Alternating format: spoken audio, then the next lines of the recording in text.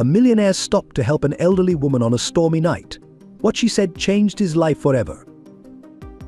The bitter November wind whipped through Manhattan's concrete canyons as Lucas Warren's Bentley sliced through the early morning fog. His eyes darted between his Patek Philippe watch and the urgent emails flooding his phone screen. 30 minutes until the billion-dollar merger meeting. 30 minutes to secure his legacy. The tires splashed through a puddle, sending dirty water cascading over an elderly street sweeper. In his rearview mirror, Lucas caught a glimpse of the old man's trembling figure in the soaked uniform. Something in those dignified eyes made him slam the brakes. While you're getting comfortable with this touching story, take a moment to share where you're watching from and hit subscribe. Your presence makes our community more special. Lucas Warren wasn't born into wealth. He clawed his way up from the crumbling streets of South Bronx. At 45, his corner office on the 87th floor of Manhattan's most prestigious building told only half the story. The other half lay buried in 25 years of missed dinners, broken relationships, and a relentless pursuit of success that had left him wealthy beyond measure, yet inexplicably hollow. His morning routine never varied: wake at 4:30 a.m., premium coffee imported from Colombia, overnight market reports, and a workout in his private gym overlooking Central Park. The $25 million penthouse echoed with emptiness, its pristine rooms untouched by family laughter or holiday gatherings. His marriage to Catherine, once the talk of New York's social circle, had crumbled 3 years ago, leaving him with nothing but a hefty divorce settlement and a collection of regrets. The business world knew him as the Shark of Wall Street, a nickname earned through hostile takeovers and ruthless negotiations. 12 companies acquired in the past 5 years, each adding another zero to his net worth, each taking another piece of his humanity. His employees feared his Monday morning meetings, where careers could end with a single dissatisfied glance. Yet there were moments, usually late at night, when Lucas would stand at his floor-to-ceiling windows, staring at the city lights below, questioning the cost of his empire. The photos on his desk told the story: young Lucas at his college graduation, eyes bright with hope and ambition; Lucas closing his first major deal; Lucas at the opening of his foundation, a tax write-off that his PR team insisted upon. The progression showed not just success, but a gradual hardening, a loss of something essential.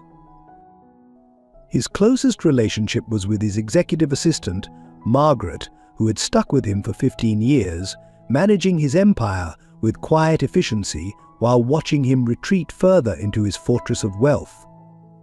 She alone knew about the sleeping pills carefully hidden in his desk drawer, the quiet donations to his old neighborhood that he insisted remain anonymous, the way he sometimes stared at old family photos when he thought no one was watching. The upcoming merger would be his crowning achievement. Acquiring Pierce Industries, his longtime rival, would create the largest technology conglomerate on the East Coast. The deal would affect thousands of jobs, reshape market dynamics, and cement his legacy. The board meeting scheduled for this morning would determine the final details. Everything had to be perfect.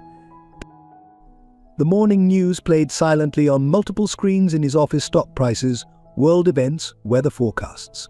His personal chef had prepared his usual breakfast: organic eggs, artisanal bread, fresh fruit, but it sat untouched on his desk. The hunger that drove him seemed to feed on something else these days. Recent rumors of corporate espionage and potential insider trading had begun circulating in financial circles. The SEC was asking questions, journalists were digging, and his legal team was working overtime. Lucas knew the merger had to happen now before any potential scandals could derail it. The pressure was mounting, and he could feel it in his tightening chest, in the migraines that came more frequently, in the growing sense that everything could crumble at any moment. His therapist's mandatory sessions required by the board after his divorce had warned him about the unsustainable nature of his lifestyle. Success at what cost? Lucas, she would ask, while he checked emails on his phone.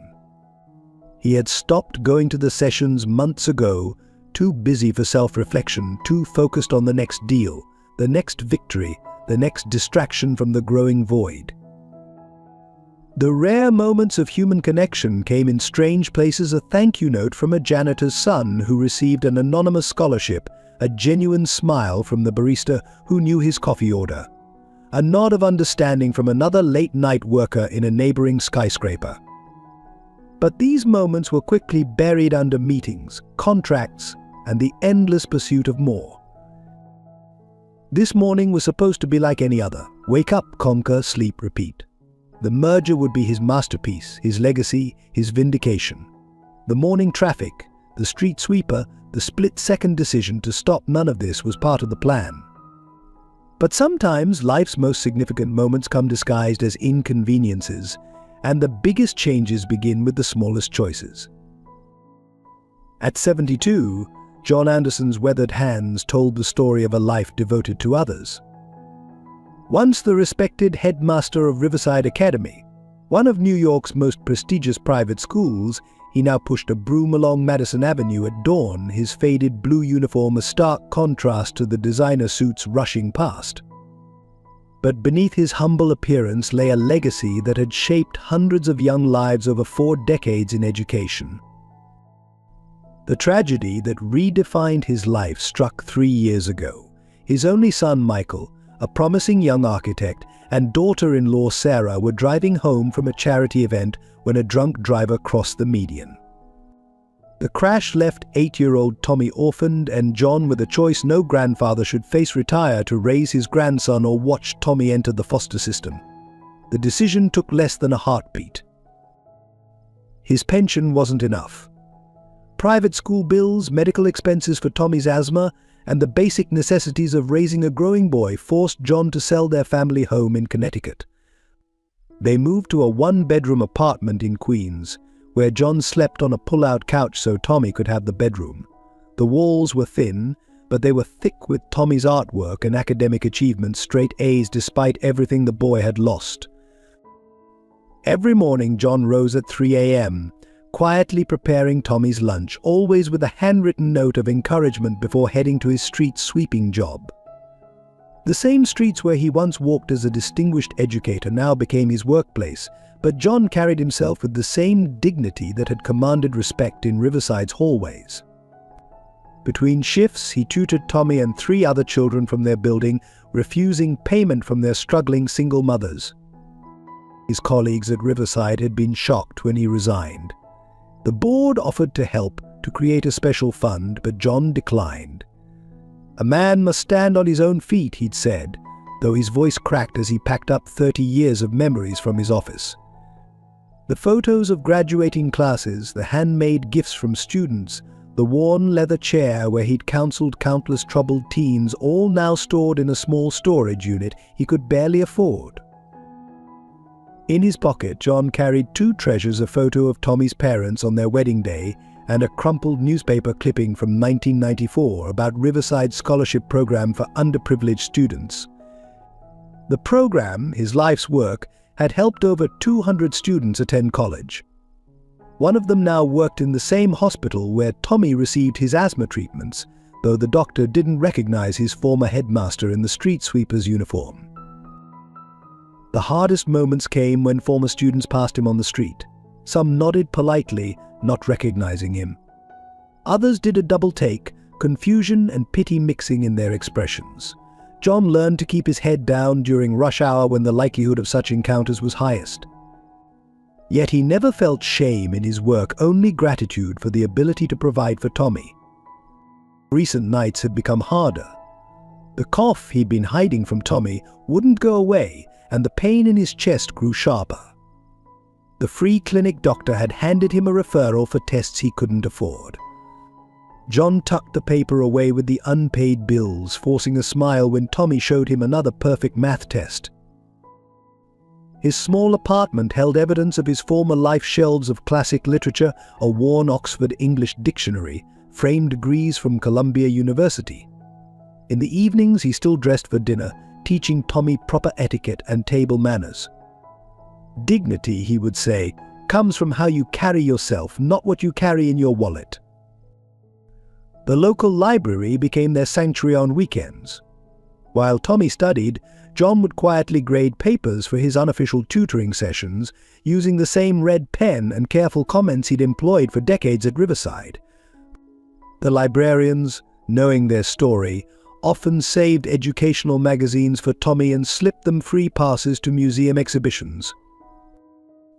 This morning had started like any other: the quiet preparation, the careful walk to his assigned street, the methodical work of keeping the city clean. The splash of water from the passing Bentley was nothing new. Such incidents were part of the job. But something about the driver's face in the rearview mirror stirred a distant memory, one that would unravel both their carefully constructed worlds. Dr. Sarah Mitchell strode through the bustling halls of New York Presbyterian Hospital, her white coat bearing the weight of countless life and death decisions. At 38, she'd become one of the city's most respected pediatric specialists, though few knew her own childhood story of watching her single mother clean offices at night to afford her medication. One of those few was John Anderson, though he remained unaware that the little girl he'd helped 25 years ago now treated his grandson Tommy.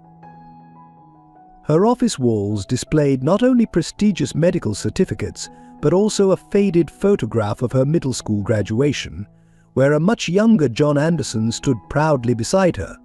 The scholarship he'd secured for her had changed everything. Now, treating Tommy for his severe asthma, she felt an inexplicable connection to the quiet, brave boy, though she couldn't quite place why his grandfather seemed so familiar in his worn street sweeper's uniform. Robert Pierce, at 65, represented everything Lucas Warren despised yet secretly feared becoming. The CEO of Pierce Industries carried his own rags to riches story, but unlike Lucas, he'd maintained a reputation for ethical business practices and employee loyalty. His current battle against Lucas's hostile takeover attempt wasn't just about business, it was about protecting the 20,000 families who depended on Pierce Industries for their livelihoods. Pierce's corner office, significantly smaller than Lucas's, displayed family photos alongside company achievements. His upcoming retirement announcement had triggered Lucas's aggressive merger attempt, though few knew the real reason behind Pierce's decision, a promise made to John Anderson 30 years ago about protecting jobs over profits. The same John Anderson who had given him his first business loan from the school's emergency fund. Emma Thompson had risen from rookie reporter to senior investigative journalist at the New York Times, driven by an unflinching dedication to truth. At 42, she'd earned a Pulitzer for exposing corporate corruption, but her current investigation into Lucas Warren's merger bid felt personally important. She'd been another of John Anderson's scholarship students, though she hadn't seen her former headmaster since graduation. Her recent tip about questionable practices at Warren Enterprises led her down a path she never expected. Her investigation had revealed surprising connections between Warren Enterprises and Pierce Industries, but more intriguingly, both CEOs had attended Riverside Academy under John Anderson's leadership. As she dug deeper, a pattern emerged of lives touched and transformed by the former headmaster, creating an intricate web of relationships that would soon collide in unexpected ways. Margaret Chen, Lucas's executive assistant for 15 years, silently observed her boss's growing isolation. Her own daughter had received an anonymous scholarship to Riverside Academy 5 years ago, though Lucas never knew she'd discovered his secret annual donations to the school. She watched him wrestle with the Pierce Industries takeover, seeing the conflict between the man he'd become and the boy who once promised his headmaster to use wealth for good. The hospital board, led by Chairman William Hayes, faced its own crisis. The pediatric wing where Dr. Mitchell worked needed crucial funding, and Lucas Warren's foundation was their last hope. Hayes had no way of knowing that his decision to pressure Dr. Mitchell for positive publicity about Warren Enterprises would set in motion a chain of events affecting everyone connected to John Anderson. Tommy Anderson, at 11, carried himself with a maturity beyond his years.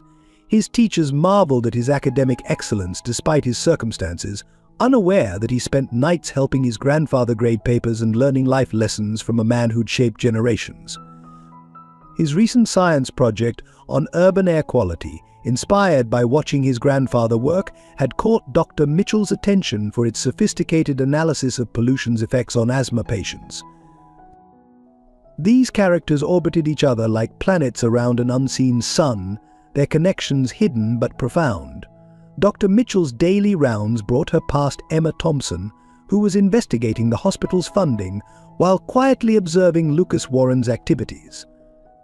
Robert Pierce regularly walked past John Anderson's street sweeping route, never recognizing his former teacher in the humble worker.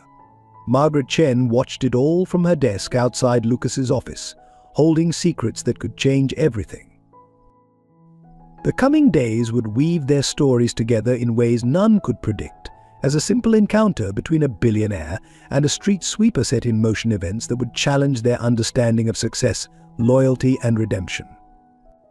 In the heart of Manhattan, where wealth and poverty danced their daily waltz, these lives would collide and transform, guided by the invisible hand of a man who had spent his life lifting others toward their dreams. The screech of expensive tires against wet asphalt shattered the dawn silence. Lucas Warren's Bentley had come to an abrupt halt, the leather steering wheel gripped tight beneath his manicured fingers. In his rearview mirror, the image of the elderly street sweeper uniform soaked and dripping triggered something he hadn't felt in years: shame. "Sir, I'm so terribly sorry," Lucas called out, his Italian leather shoes hitting the puddle as he stepped out. His voice carried the practiced smoothness of countless business negotiations, but something felt different this time. The old man stood there, water dripping from his municipal uniform, broom still held firmly in weathered hands. "You're blocking traffic," the street sweeper responded quietly, not meeting Lucas's eyes. "Please, go ahead." "You seem to be in a hurry." The dignity in his voice struck Lucas like a physical blow. No anger, no accusations, just a gentle reminder of common courtesy. Behind them, car horns began to blare impatiently. Lucas reached for his wallet, a practiced gesture of solving problems with money. "Let me compensate you for the cleaning." I insist. He pulled out several $100 bills, but the old man stepped back, water still streaming from his cap. "Money won't dry these clothes any faster, Mr. Warren," the street sweeper replied, finally looking up. The use of his name stopped Lucas cold. Those eyes, there was something hauntingly familiar about them. The same steady gaze that had once looked over reading glasses while discussing Shakespeare and moral philosophy. Do I know you?" Lucas's voice lost its corporate polish, revealing a hint of the Bronx accent he'd spent years erasing. The morning traffic continued its angry chorus around them, but time seemed to slow in their small bubble of recognition. The street sweeper straightened his back, and for a moment, despite his soaked uniform, he carried himself with the bearing of someone else entirely. "You once promised me you'd use your gifts to make the world better, not just richer. That was quite a while ago, in a different life." The memory hit Lucas like a thunderbolt. Room 213, Riverside Academy. The oak-paneled office with its wall of books. The man who'd convinced the board to accept a scholarship student from the wrong side of town. "Mr. Anderson?" "Headmaster Anderson." A subtle nod was the only confirmation. "The merger meeting you're rushing to, it's about Pierce Industries, isn't it?" John asked, his voice carrying no judgment, only sadness. "Robert was one of yours too, you know. Class of '82, you both showed such promise."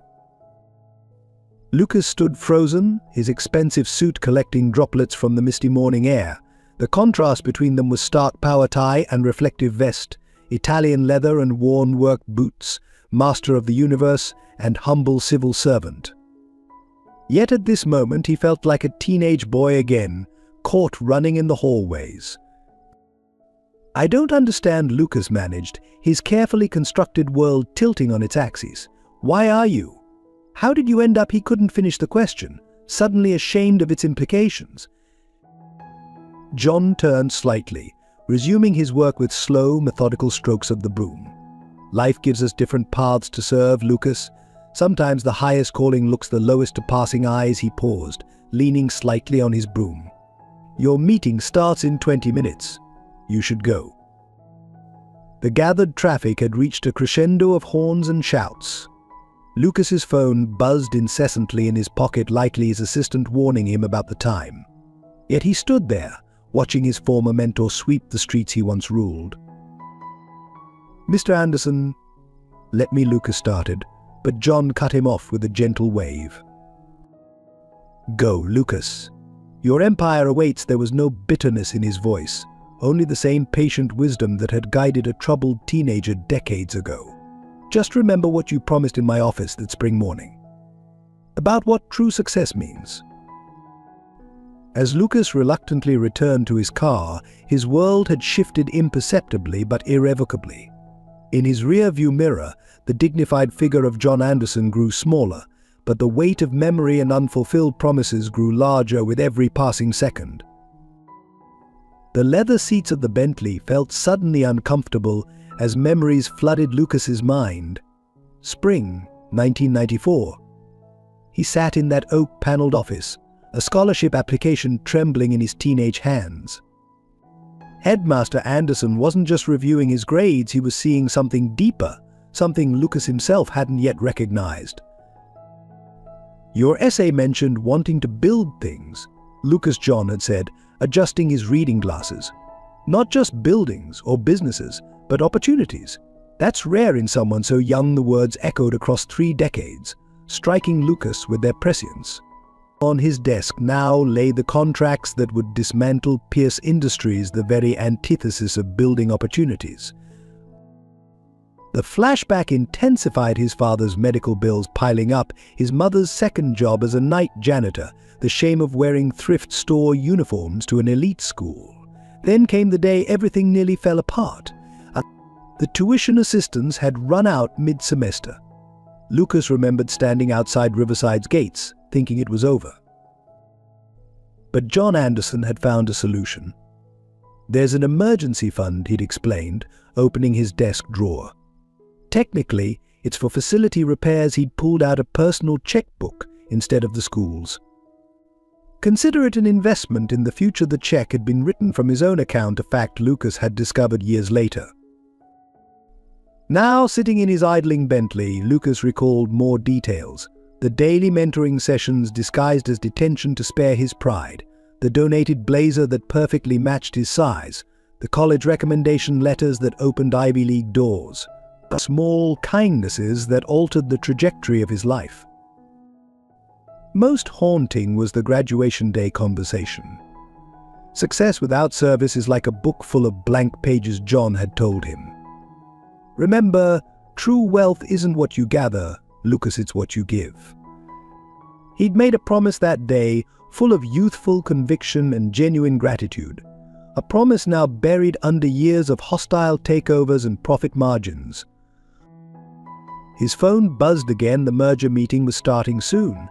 But another memory surfaced: Robert Pierce, 2 years ahead of him at Riverside, tutoring him in calculus. The same Robert Pierce whose company he was about to dismantle. They'd both been Anderson's special projects, struggling students with potential who needed just one person to believe in them. The rain intensified, drumming against the car roof. Through the streaked windshield, Lucas could still make out John's figure methodically sweeping the sidewalk. The same methodical patience he'd shown while explaining complex moral philosophies to troubled teenagers, building character alongside academics. "What happened to you?" Lucas whispered to himself, watching his former mentor work. The question carried layers of meaning. What circumstances had brought such a great man to this humble position? But more importantly, what had happened to the grateful boy who'd promised to make his teacher proud? A text message lit up his phone. Board members getting restless. "Where are you?" Margaret. The merger documents waited in his briefcase, each page representing jobs that would be cut, families that would struggle. Families like his had been, before John Anderson changed everything. The irony wasn't lost on him. He'd become successful enough to help hundreds of students like his younger self, yet instead he'd focused on building an empire that primarily served his own interests. The very antithesis of what his mentor had taught him about the responsibility of privilege. Looking at his watch, Lucas realized he had a choice to make. The merger meeting would start in 15 minutes, with or without him.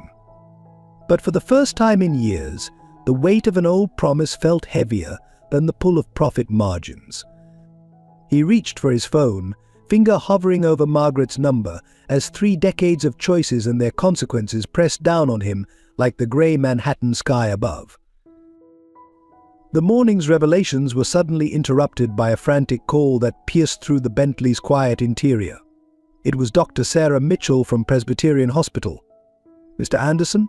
Tommy's had a severe asthma attack. The school called us 20 minutes ago."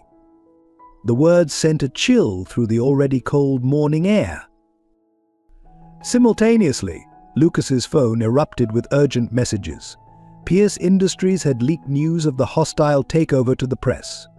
The stock market was responding, share prices fluctuating wildly. His presence at the merger meeting wasn't just expected, it was crucial. 25 years of building his empire balanced against the sight of John Anderson, now running toward the subway station, his broom abandoned on the wet sidewalk. Through his open car window, Lucas caught fragments of John's phone conversation. "No insurance. Can't afford the emergency room. Just keep him stable." The words struck him like physical blows.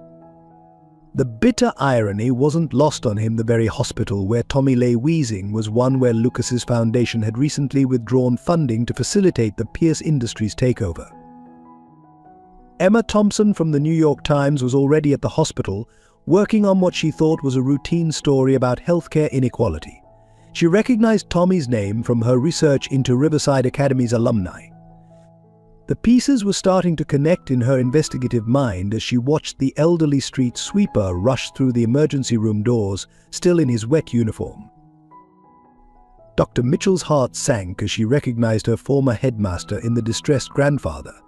The same man who'd secured her scholarship, changed her life, now stood before her unable to afford his grandson's treatment.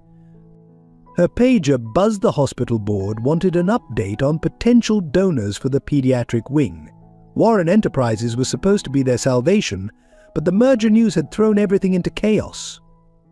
Outside the hospital, Robert Pierce was arriving for his regular board meeting when he spotted John Anderson in the waiting room.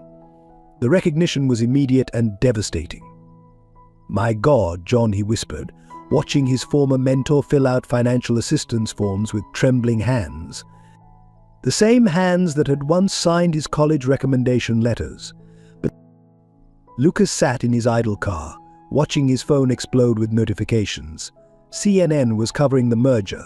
His board was demanding his presence. Years of careful planning were reaching their climax. Yet all he could see was John Anderson's dignified figure disappearing into the hospital entrance, carrying the weight of broken promises and abandoned principles. Margaret Chen's voice cut through his thoughts via speakerphone. "Lucas, the board is threatening to proceed without you. Everything we've worked for is at risk." She paused, then added softly, "But there's something else you should know. That hospital, it's where your foundation's largest donation was supposed to go, the one we diverted for the merger fund." The morning's rain had turned into a proper storm, matching the turbulence of colliding worlds. Through the hospital's glass doors, Lucas could see Emma Thompson interviewing hospital staff, Dr. Mitchell rushing between rooms, and Robert Pierce standing frozen in recognition of his former teacher. At the center of it all, John Anderson sat in a plastic chair, head bowed, decades of sacrifices and service culminating in this moment of crisis. The clock on Lucas's dashboard showed 9:15 a.m. The merger meeting had started without him. His empire teetered on the brink, stock prices fluctuated with each passing minute, and the press was already spinning narratives about corporate greed. Yet here, in the rain-soaked streets, where his former headmaster swept each morning, something more valuable than money hung in the balance: the chance to finally keep a promise made in an oak-paneled office 25 years ago. John Anderson's selfless dedication to others deserves 1,000 likes, yet his story awaits its first one. Perhaps you'll be the first to honor such quiet dignity with a simple click. The hospital's fluorescent lights cast harsh shadows across Lucas's face as he stood outside Tommy's room, watching John Anderson hold his grandson's hand through an oxygen mask. His phone vibrated continuously. The merger meeting was in chaos. Robert Pierce had just announced he would rather liquidate his company than let it fall into Warren Enterprises' hands. "The board is voting in 10 minutes," Margaret's voice crackled through his earpiece. "They're discussing removing you as CEO if you don't appear. Everything we built," Lucas, she paused, her voice softening. "The Asian markets are already responding. We're losing millions every minute." Through the window, Lucas watched Dr. Sarah Mitchell explain something to John, who seemed to age years with each word. The cost of emergency treatment, the need for specialized medication, the importance of preventive care they clearly couldn't afford. Lucas recognized the same look on John's face that his own father had worn decades ago, the helpless anguish of a man unable to protect his child. His company's legal team was texting frantically. The SEC investigation into Pierce Industries had leaked to the press. It was the perfect ammunition to force the merger, the moment he'd been waiting for. 20,000 jobs hung in the balance, not just executive positions, but clerks, janitors, maintenance staff, people with families, with children like Tommy. "Sir," a young nurse interrupted his thoughts. "Mr. Anderson is asking about payment plans." She held a stack of forms, each page representing thousands of dollars they didn't have. "Hospital policy requires at least a partial payment before continuing specialized treatment." Lucas's hand moved toward his wallet, then stopped. A simple check could solve this immediate crisis, but the gesture felt hollow. John Anderson hadn't just written him a check. All those years ago he'd invested time, faith, and unwavering support. Money alone couldn't repay that kind of debt. Robert Pierce's voice suddenly boomed from the hospital lobby. "Where is he? Where's John?" The commanding figure of Pierce Industries, CEO, pushed through the double doors, his face flushed with emotion. "My God, I've been looking for you for years. Why didn't you tell me?" The scene unfolding before Lucas grew more complex. Robert Pierce, his longtime business rival, knelt beside John Anderson's chair, gripping his former teacher's hand. The same hands that had once guided them both toward their dreams were now worn from years of manual labor. Lucas's phone lit up with breaking news. "Warren Enterprises accused of manipulating evidence in Pierce investigation," Emma Thompson's byline. The story was spreading across all major networks. His carefully constructed plan was unraveling, yet for the first time in years, the prospect of losing everything didn't terrify him. "They're starting the vote," Margaret's voice wavered. "Lucas, please. We can fix the hospital bills later. The company needs you now." The desperation in her voice reflected years of shared struggles and victories. She'd been there through every step of building his empire. Tommy's wheezing had subsided slightly, but his small hand clutched his grandfather's uniform as if afraid he'd disappear. John Anderson sat straight-backed, despite his soaked clothes, maintaining the same dignity he'd shown on school grounds decades ago. He wasn't asking for help, he never did. The choice before Lucas crystallized: walk away now, save his company, maintain his power, and find some way to make amends later. Or stay, risk everything he'd built, and finally become the man his mentor had believed he could be. The man he'd promised to become. His thumb hovered over his phone screen. One call could set either path in motion. Through the window, he caught John Anderson's reflection, not as the street sweeper he'd become, but as the headmaster he'd been, standing before a classroom of eager minds, teaching them that character revealed itself not in moments of comfort, but in moments of choice. The board meeting was reaching its climax. Pierce Industries' fate hung by a thread. His own company's future balanced on a knife's edge, and in a small hospital room, a boy fought to breathe while his grandfather fought to maintain hope. All paths leading back to one man who'd spent his life lifting others up, now needing someone to do the same for him. Lucas Warren, the boy from the Bronx who'd become a billionaire, faced the kind of moment no spreadsheet could solve. The kind of moment John Anderson had prepared him for, though he hadn't realized it until now. John Anderson's cough echoed through the hospital corridor, a deep, rattling sound he could no longer disguise. "Doctor." Sarah Mitchell watched her former headmaster struggle to maintain his composure as he held Tommy's hand, noticing the blue tinge to his lips and the way his shoulders hunched with each labored breath. "Mr. Anderson," she said softly, "we need to talk about your own condition." The x-rays on her tablet told a story she'd seen too many times. Years of pre-dawn work in cold, polluted air had taken their toll. The shadows in his lungs weren't just pneumonia, they suggested something far more sinister. But John shook his head, his focus entirely on Tommy. "Later, doctor. Right now my grandson needs." The sentence was cut short by another coughing fit, this one bringing him to his knees. Robert Pierce rushed to support him, while Lucas watched from the doorway, the weight of years of ignored responsibility crushing down. "Stage 3, Dr. Mitchell explained quietly to the gathered men once John had been helped to a chair. "Likely occupational lung cancer, exacerbated by working in all-weather conditions. He's known for at least 6 months, according to his records from the free clinic." She paused, letting the information sink in. He refused treatment because he couldn't afford both that and Tommy's asthma medication. The revelation hit Lucas like a physical blow. 6 months of watching his former mentor sweep the streets, slowly dying, while he'd driven past in his luxury car. Robert Pierce gripped the back of a chair until his knuckles went white, remembering the man who'd once stayed late after school to help him understand economics. "The cold and wet have accelerated the progression," Dr. Mitchell continued professionally, though her voice trembled slightly. "This morning's exposure," she glanced at Lucas, who flinched at the reference to the splashed water. "It's triggered an acute respiratory crisis. He needs immediate intervention." Through the window of Tommy's room, they could see John attempting to hide his handkerchief spotted with blood from his grandson's view. His hands shook as he straightened Tommy's blanket, still performing his duties as a caregiver despite his own crisis. The same hands that had once written college recommendations, now trembling with the effort of simply holding a glass of water. A young nurse appeared with admission forms, but John waved them away. "I need to get back to work," he insisted, attempting to stand.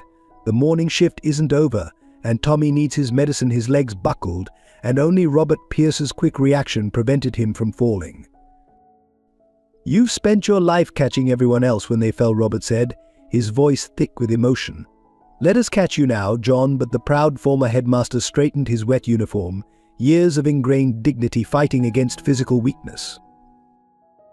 The monitor tracking Tommy's oxygen levels beeped steadily in the background as John's own breathing grew more labored.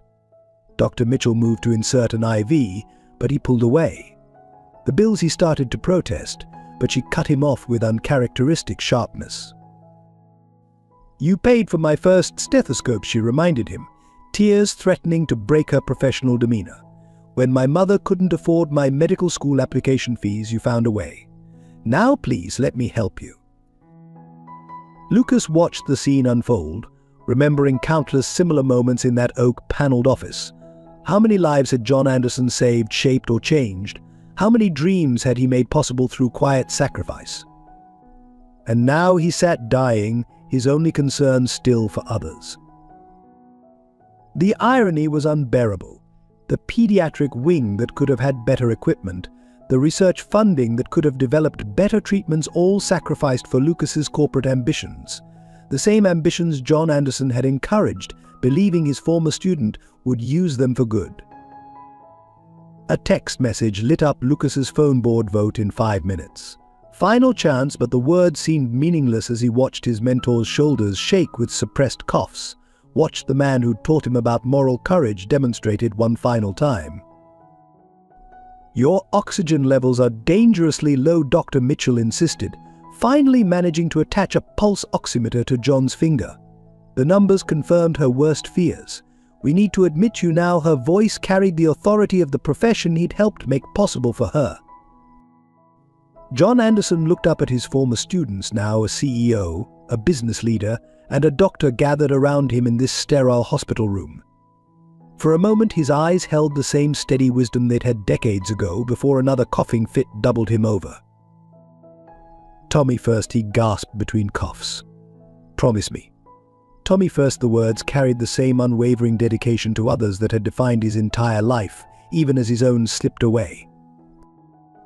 As dawn broke over Manhattan, the story exploded across social media platforms. Emma Thompson's initial article in the New York Times Street Sweepers Sacrifice, The Hidden Cost of Corporate Greed, ignited a firestorm that even Warren Enterprises' elite PR team couldn't contain. Breaking billionaire CEO splashes former headmaster turned street sweeper, ignores critical medical conditions, screamed the headlines. Security camera footage from a nearby building had captured the morning's incident, and within hours the video had gone viral. The image of John Anderson, dignified even in his soaked uniform, became a powerful symbol of America's widening social divide. "This isn't just about one man," Emma Thompson argued on CNN's morning show. "It's about a system that forces educators to become street sweepers, that puts profit margins above human dignity." The same company trying to acquire Pierce Industries recently pulled funding from the hospital's pediatric wing, the very wing where this dedicated grandfather now fights for his life. Social media erupted with hashtags "Justice for John," "Warren Enterprises Profits Over People," and "Remember Riverside." Former students of John Anderson began sharing their stories online. A viral thread from a successful surgeon detailed how Anderson had paid for her SAT tests from his own pocket. A prominent judge revealed how the former headmaster had worked weekends to provide extra tutoring. Inside the hospital, reporters gathered in growing numbers.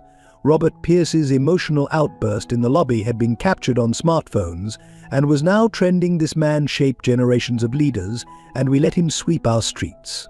What does that say about us?" The raw pain in his voice resonated across political divides. Fox Business focused on the merger implications. Warren Enterprises stock plummets amid social media backlash. CNBC debated the broader implications: corporate social responsibility in the age of viral accountability. The story touched a nerve in a nation increasingly concerned about wealth inequality and healthcare access. Conservative commentators defended Lucas' job creation versus social media sob stories. Liberal outlets countered with investigations into Warren Enterprises' history of hospital funding cuts. The debate raged across cable news, with pundits arguing about everything from educational funding to corporate ethics. Sources claim Warren skipped crucial merger vote to remain at hospital, Bloomberg reported. Wall Street analysts began questioning Lucas's leadership. Can a CEO prioritize personal moral obligations over fiduciary duty? The question sparked heated debates in business schools and boardrooms across the country. Local news crews interviewed Tommy's classmates and teachers. The story of his academic excellence despite hardship, his grandfather's dawn shifts, and their one-room apartment touched hearts nationwide. A crowdfunding campaign for Tommy's medical expenses reached 6 figures within hours, though John Anderson, even in his hospital bed, insisted the money go to other families in need. Dr. Sarah Mitchell's connection to the story emerged. Former scholarship student, now chief of pediatrics, treats mentor. The hospital's board squirmed under scrutiny of their funding decisions. Anonymous sources revealed the complex web of financial maneuvering that had prioritized corporate mergers over medical care. Warren Enterprises shareholders demanded answers. The company's carefully crafted image as a socially responsible corporation crumbled under the weight of emerging details. Internal emails leaked, showing discussions about the hospital funding cuts. Each revelation fueled new waves of public outrage. Robert Pierce seized the moment, announcing Pierce Industries would establish a foundation for aging educators. "We built our fortunes on the foundation of their sacrifice," he declared. "It's time we acknowledged that debt." The announcement sent Pierce Industries stock soaring while Warren Enterprises continued to decline. Margaret Chen watched the chaos unfold from Lucas's office, fielding calls from angry board members and concerned investors. The narrative was spinning beyond control. Every attempt to manage the story only seemed to fuel public interest. Decades of corporate maneuvering were being undone by a simple act of human neglect. By evening, the story had gone international. British tabloids juxtaposed photos of Lucas's penthouse with John's modest apartment. Japanese newspapers praised the honorable street sweeper. European commentators cited the case as an example of American capitalism's failures. Emma Thompson's follow-up piece revealed more John Anderson's history of quiet philanthropy, the students he'd helped, the lives he'd changed. Against this backdrop of selfless service, Lucas Warren's corporate achievements seemed hollow. The contrast painted a devastating picture of values lost and promises forgotten. As night fell over the city, Bimorite John trended worldwide. In the harsh glare of public attention, a simple encounter between a billionaire and a street sweeper had become a mirror reflecting society's choices and challenges. The story touched something deep in the public consciousness, a recognition that true worth couldn't be measured in stock prices or profit margins. The fluorescent lights of Presbyterian Hospital cast long shadows as Emma Thompson methodically pinned documents to her office's corkboard, connecting threads between faces and dates. What had started as a simple story about healthcare inequality had unveiled a tapestry of interconnected lives, all leading back to room 213 at Riverside Academy. "Look at this," she said to Dr. Mitchell, who had stopped by during her break. A yellowed newspaper clipping from 1994 showed a young John Anderson standing beside a group of scholarship students. He didn't just help students randomly. There was a pattern: kids with potential but facing impossible odds. Like us. Dr. Mitchell leaned closer, recognizing faces that had become prominent figures: surgeons, judges, executives. Robert Pierce in his graduation gown, Lucas Warren clutching a debate trophy, herself holding a science fair medal. Behind each success story stood John Anderson, his proud smile unchanging across decades of photographs. More connections emerged as Emma dug deeper. The emergency fund that had saved Lucas from dropping out. It was created with John Anderson's inheritance after his wife's death. The scholarship that sent Robert Pierce to business school, funded by Anderson's decision to sell his family's lake house. Each discovery revealed new layers of sacrifice that their mentor had kept hidden. A maintenance worker passing by stopped, staring at the photos. "That's him, the guy who tutored my kid last year. Lives in the apartment building where I work. Never charged a dime." He pointed to a recent picture of John in his street sweeper's uniform. "Stays up late helping kids with homework. Didn't know he used to be somebody important." More stories flooded in as word spread through the hospital. A cafeteria worker recalled John sharing his lunch with homeless people during his morning shifts. A nurse remembered him reading stories to children in the pediatric ward during his breaks. The street sweeper's route, they realized, wasn't random. It passed by schools, shelters, and hospitals where he could quietly continue his life's work of helping others. Lucas, watching from Tommy's doorway, felt memories surface with each new revelation. The time Anderson had found a winter coat that perfectly fit him. The extra sandwiches that appeared on his desk during lunch. The college application fees mysteriously waived at crucial moments. All these years he'd attributed his rise to his own brilliance and determination. The truth was humbling. Robert Pierce added his own pieces to the puzzle. "Remember that scholarship fund we thought the school board created?" he said, his voice thick with emotion. It was John. He took a second job as a night watchman to fund it. Told everyone the money came from anonymous donors. The successful businessman's hands trembled as he held up old bank statements showing regular deposits from Anderson's personal account. Dr. Mitchell discovered medical records revealing more sacrifices. John had been diagnosed with early-stage cancer 3 years ago, right when Tommy's expensive asthma treatments began. The timing of his switch to street sweeping coincided exactly with Tommy's first major hospitalization. He'd chosen the early morning shift specifically so he could attend Tommy's medical appointments in the afternoons. A former Riverside teacher, now retired, visited the hospital with a box of old files. Inside were hundreds of letters John had written to colleges, employers, and scholarship committees on behalf of his students. Each letter demonstrated his remarkable ability to see potential where others saw only circumstances. He kept copies, the teacher explained, to ensure he never repeated the same phrase. He wanted each recommendation to be as unique as the student. As the day progressed, more former students arrived, drawn by the news stories. A janitor recognized his night school math teacher in John's photo. A security guard remembered the man who'd helped his daughter apply for nursing school. Each carried a story of quiet intervention, of hope offered when it was needed most. Margaret Chen, still managing the corporate crisis from Lucas's office, found her own connection. The anonymous donor who'd funded her daughter's Riverside scholarship. The handwriting on the check matched John Anderson's signature on Lucas's old recommendation letter.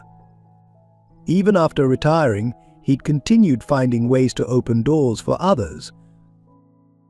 Emma's investigation revealed a pattern spanning decades. During his years as headmaster, John had created a network of former students in key positions: doctors, lawyers, executives who could help newer students in need. He'd maintained detailed records of who could provide what assistance, creating a web of support that continued functioning long after he'd stepped down. But the most poignant discovery came from Tommy himself. While the adults pieced together his grandfather's past, the boy showed Emma his prized possession, the handmade book of daily notes his grandfather had written him.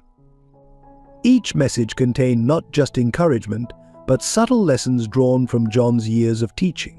He was still shaping young minds, even from behind a street sweeper's broom. The wall of Emma's office became a testament to a life spent in service to others. Photos, documents, and testimonials painted a picture of a man who had viewed success not as personal achievement, but as increased capacity to help others. John Anderson hadn't just taught subjects, he'd built bridges, opened doors, and quietly changed the trajectory of countless lives. Lucas stood before this wall of evidence, his corporate empire suddenly feeling insignificant compared to his former mentor's legacy of compassion. Every connection revealed, every story shared, added to the weight of unfulfilled promises and forgotten lessons. The true measure of success, he realized, wasn't in what you gained, but in what you gave. And by that measure, the street sweeper in the hospital bed had achieved more than the billionaire ever had. Copyright. The hospital corridor buzzed with increasing tension as Dr. Mitchell studied the latest test results.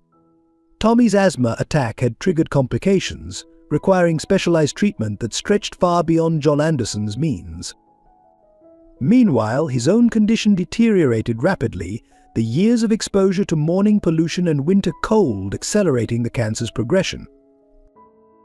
"We need to make a decision about treatment options," Dr. Mitchell explained to Lucas and Robert Pierce, her voice professional despite her personal connection.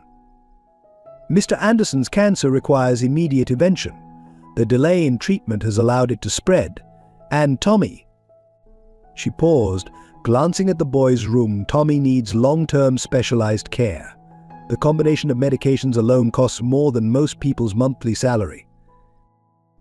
The hospital's financial office had sent up the preliminary bills numbers that seemed to mock John's life of sacrifice.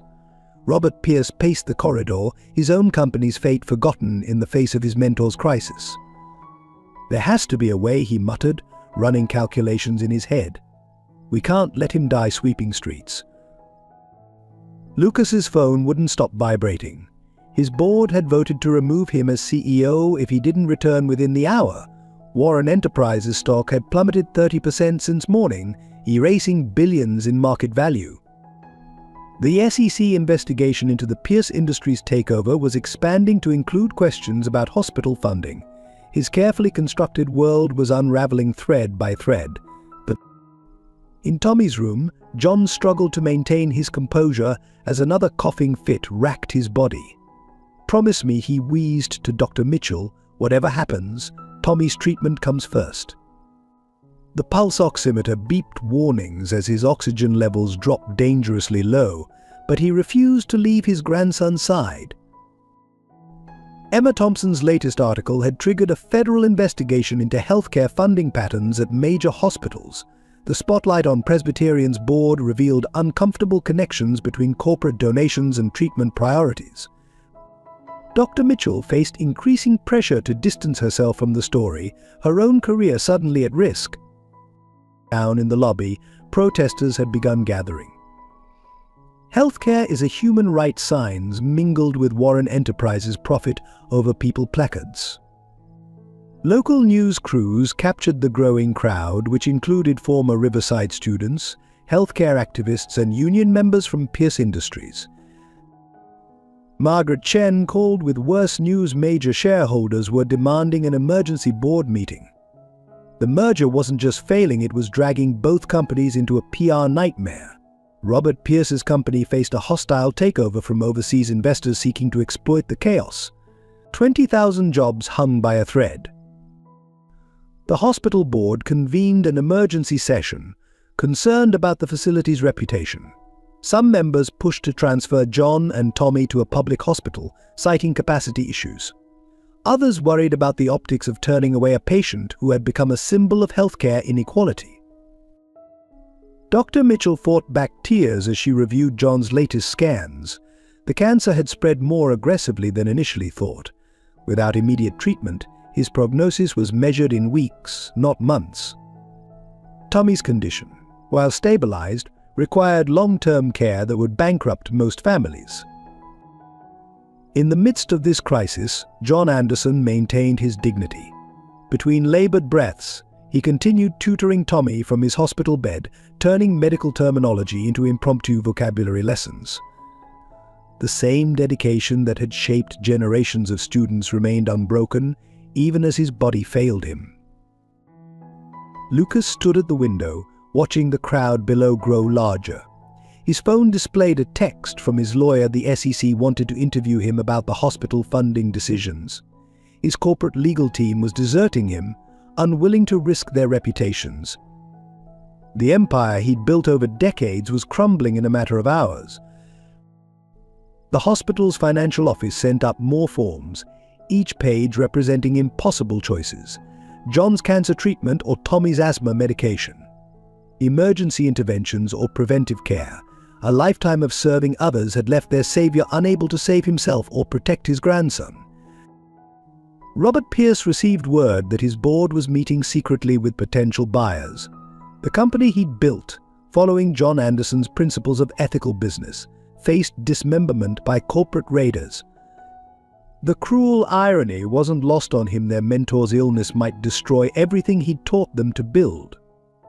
Outside Tommy's room, Dr. Mitchell confronted the hospital administrator.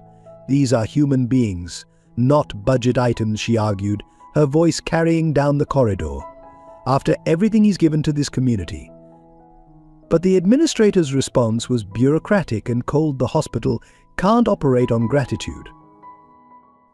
The day's light faded, but the challenges intensified. John's oxygen levels continued dropping. Tommy's medication schedule required costly adjustments. Lucas's company faced class action lawsuits. Pierce Industries stock entered free fall. Dr. Mitchell's department faced budget cuts. Every hour brought new complications, new impossible choices.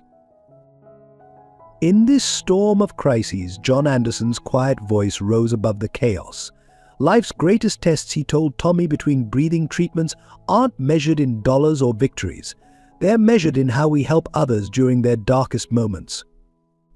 The words carried echoes of lessons taught in room 213, lessons his successful students had somehow forgotten while pursuing their ambitions. The hospital room became a crucible where long-established relationships transformed under the heat of crisis. Lucas Warren, the billionaire CEO, found himself perched awkwardly on a plastic chair beside Tommy's bed, watching the boy solve algebra problems between breathing treatments. For the first time in decades, he wasn't seeing a financial opportunity or a PR challenge. He was seeing John Anderson's legacy in its purest form. "My grandfather says you were his best student," Tommy mentioned casually, his young voice muffled by the oxygen mask. He keeps your graduation photo in his drawer at home. The simple statement hit Lucas harder than any corporate takeover. John had remained proud of him, even as he'd strayed so far from the values his mentor had instilled. Robert Pierce, usually commanding boardrooms with authority, sat quietly in the corner, grading papers John had been carrying in his worn backpack. Each sheet revealed careful comments in John's distinctive handwriting, encouraging words for struggling students from the neighborhood. "He's still teaching," Robert whispered, his voice thick with emotion. All these years, he never stopped. Dr. Sarah Mitchell found her professional distance crumbling as she treated the man who'd made her career possible. Every time she entered the room, she fought the urge to call him Headmaster Anderson instead of Mr. Anderson. The strict hospital protocols she'd always followed seemed inadequate for the person who'd taught her the true meaning of care. The evolving dynamics spread beyond the hospital room. Margaret Chen, still managing Lucas's corporate crisis, began leaving her office every evening to tutor at the community center where John volunteered. "He showed us a different way to measure success," she explained to bewildered colleagues. "It's time we honored that." Emma Thompson's relationship with her story changed as well. What had started as an investigation into corporate wrongdoing became a deeply personal exploration of influence and obligation. Each interview revealed new facets of John Anderson's impact, forcing her to confront her own role in perpetuating or challenging systemic inequalities. Tommy, wise beyond his years, became the unexpected bridge between these colliding worlds. He shared his grandfather's wisdom with Lucas during their impromptu math sessions, told Dr. Mitchell's stories about John's nighttime tutoring, and showed Robert Pierce's collection of handwritten encouragement notes. Through his eyes, they rediscovered the mentor they'd forgotten. The hospital staff witnessed their own relationship dynamics shift. Nurses who had initially seen John as just another uninsured patient began leaving textbooks in his room for the students who visited him. The cleaning crew adjusted their schedule to avoid disturbing his evening tutoring sessions. Even the stern hospital administrator found herself lingering during rounds, drawn into discussions about education and opportunity. Lucas and Robert, longtime business rivals, found their relationship transforming through their shared concern for their former teacher. The hostile takeover plans that had consumed them now seemed trivial compared to ensuring John received proper care. They began sharing meals in the hospital cafeteria, reminiscing about lessons learned in room 213, rediscovering the brotherhood John had tried to instill. Dr. Mitchell's relationship with her profession underwent its own evolution. Treating John forced her to confront the gap between medical capability and healthcare accessibility. She began advocating in board meetings, challenging policies that prioritized profit over patient care, channeling the courage John had helped her discover as a scholarship student. The most profound transformation occurred in Tommy's relationship with his grandfather's former students. He became their living reminder of what John Anderson had tried to teach them about responsibility and compassion. Each interaction with the boy forced them to measure their lives against the standards their mentor had set. John himself, even as his health declined, continued shaping these relationships from his hospital bed. Between breathing treatments, he mediated conversations between Lucas and Robert about corporate responsibility. During checkups, he asked Dr. Mitchell about her research, encouraging her as he had decades ago. Every interaction carried the same purpose that had defined his career, helping others grow. The hospital room became a kind of classroom, echoing the spirit of room 213. Business rivals learned to collaborate, doctors remembered their calling, journalists discovered their conscience, and a young boy witnessed the power of his grandfather's legacy. The relationships that had calcified in corporate boardrooms and hospital bureaucracies began to soften and reshape themselves. Most significantly, Lucas's relationship with his own success underwent a fundamental transformation. Watching John maintain his dignity and purpose despite everything, he began to understand what his mentor had tried to teach him about true wealth. The billions in his accounts seemed hollow compared to the richness of John's impact on lives. These evolving relationships rippled outward. Margaret's tutoring inspired other executives to volunteer. Dr. Mitchell's advocacy encouraged other doctors to question policies. Emma's reporting prompted other journalists to explore stories of quiet heroism. Through their transformed connections, John Anderson's influence continued to multiply, even as his physical strength waned. By week's end, the hospital room had become a kind of sacred space where titles and achievements fell away, leaving only the essential connections John had always valued. The lessons he'd tried to teach about human dignity, responsibility, and service began to take root again in hearts that had forgotten them in the pursuit of success. The morning sun cast long shadows across Manhattan's financial district as Lucas Warren faced the most crucial decision of his career. The emergency board meeting of Warren Enterprises was scheduled for 9 a.m. sharp, while across town John Anderson's condition had taken a critical turn overnight. The timing wasn't coincidental. Corporate raiders often struck when they sensed weakness. "The Asian markets are in freefall," Margaret's voice crackled through his phone. "Our major shareholders are jumping ship. Pierce Industries board is meeting simultaneously to vote on dissolution rather than accept the takeover. It's now or never, Lucas." Her voice carried the weight of 20 years building an empire together. The numbers were staggering. Warren Enterprises had lost 40% of its market value in just days. The Pierce Industries merger, once valued at $8.2 billion, was crumbling. Class action lawsuits from shareholders threatened to drain billions more. The financial press was calling it the Anderson effect, how one street sweeper's story had triggered a corporate avalanche. Lucas stood in the hospital corridor, his bespoke suit wrinkled from a sleepless night.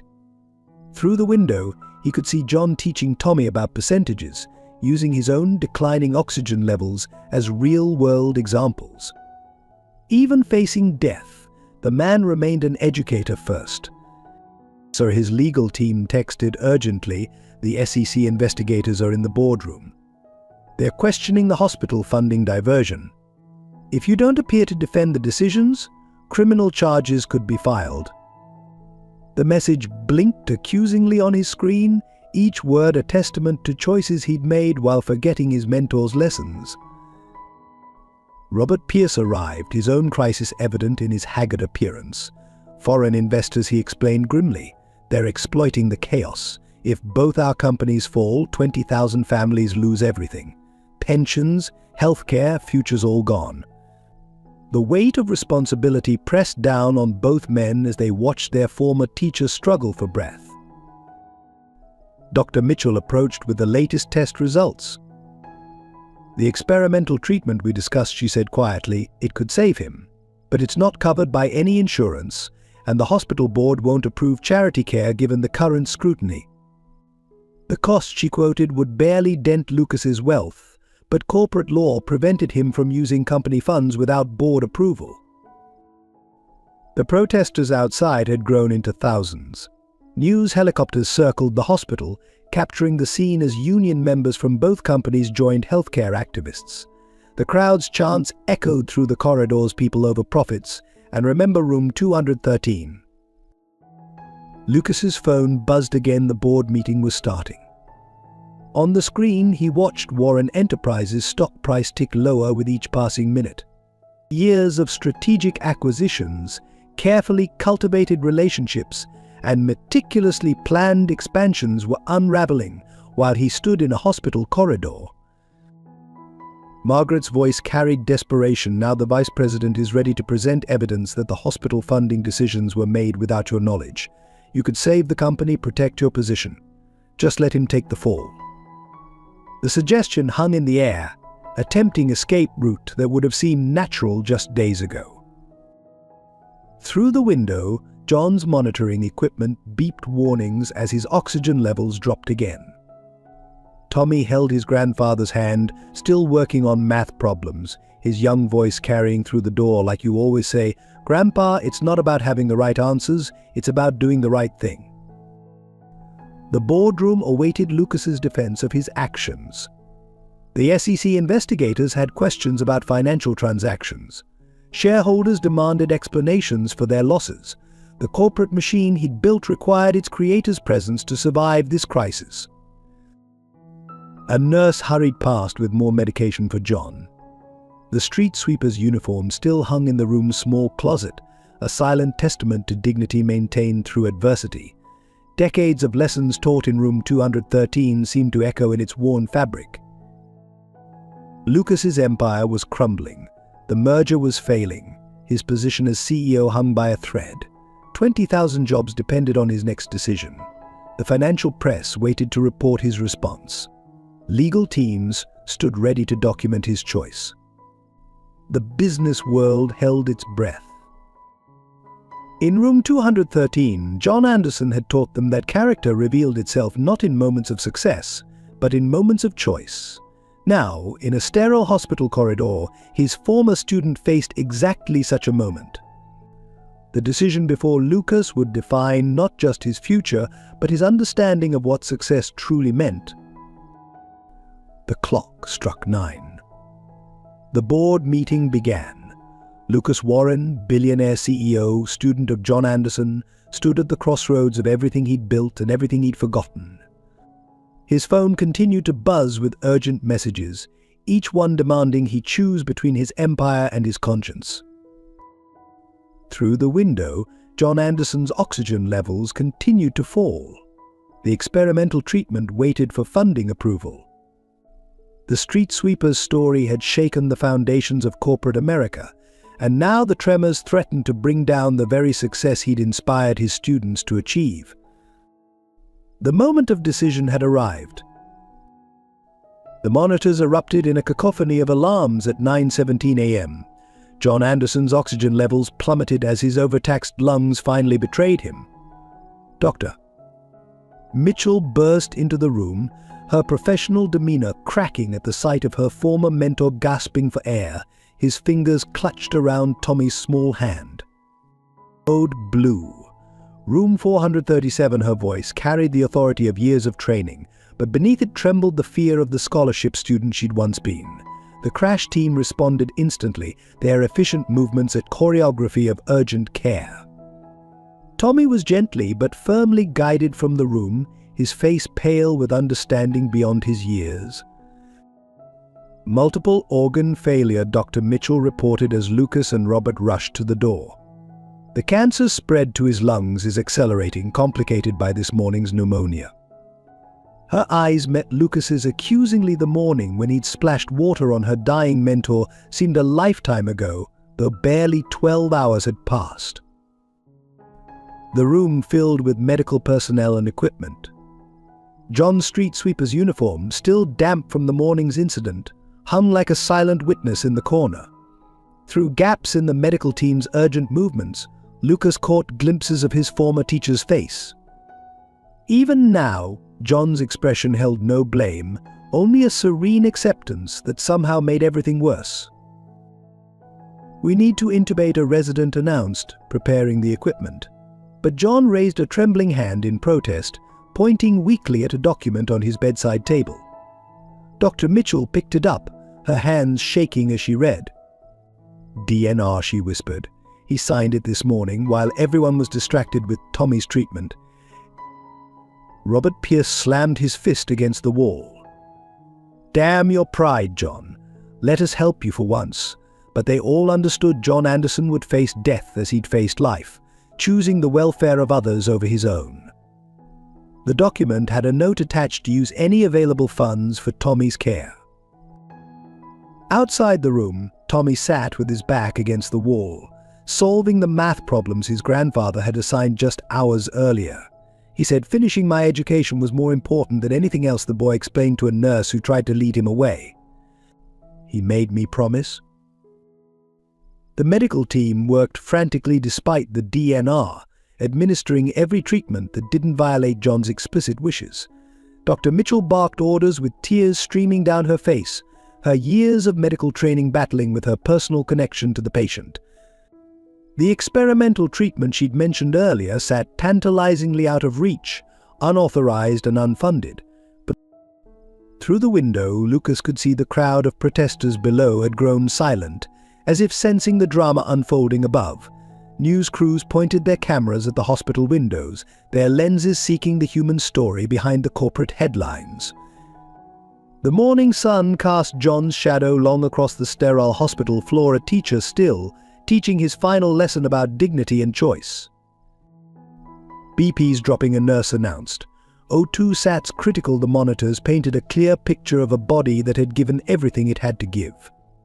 John's eyes remained clear and focused, though, moving between the faces of his former students gathered at his bedside. His lips moved, trying to form words through the oxygen mask. Dr. Mitchell leaned closer, then straightened with fresh tears.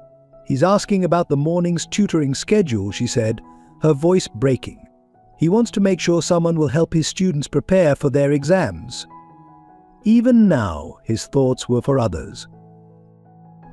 The room filled with a strange kind of peace as John reached for Tommy's homework folder with trembling hands.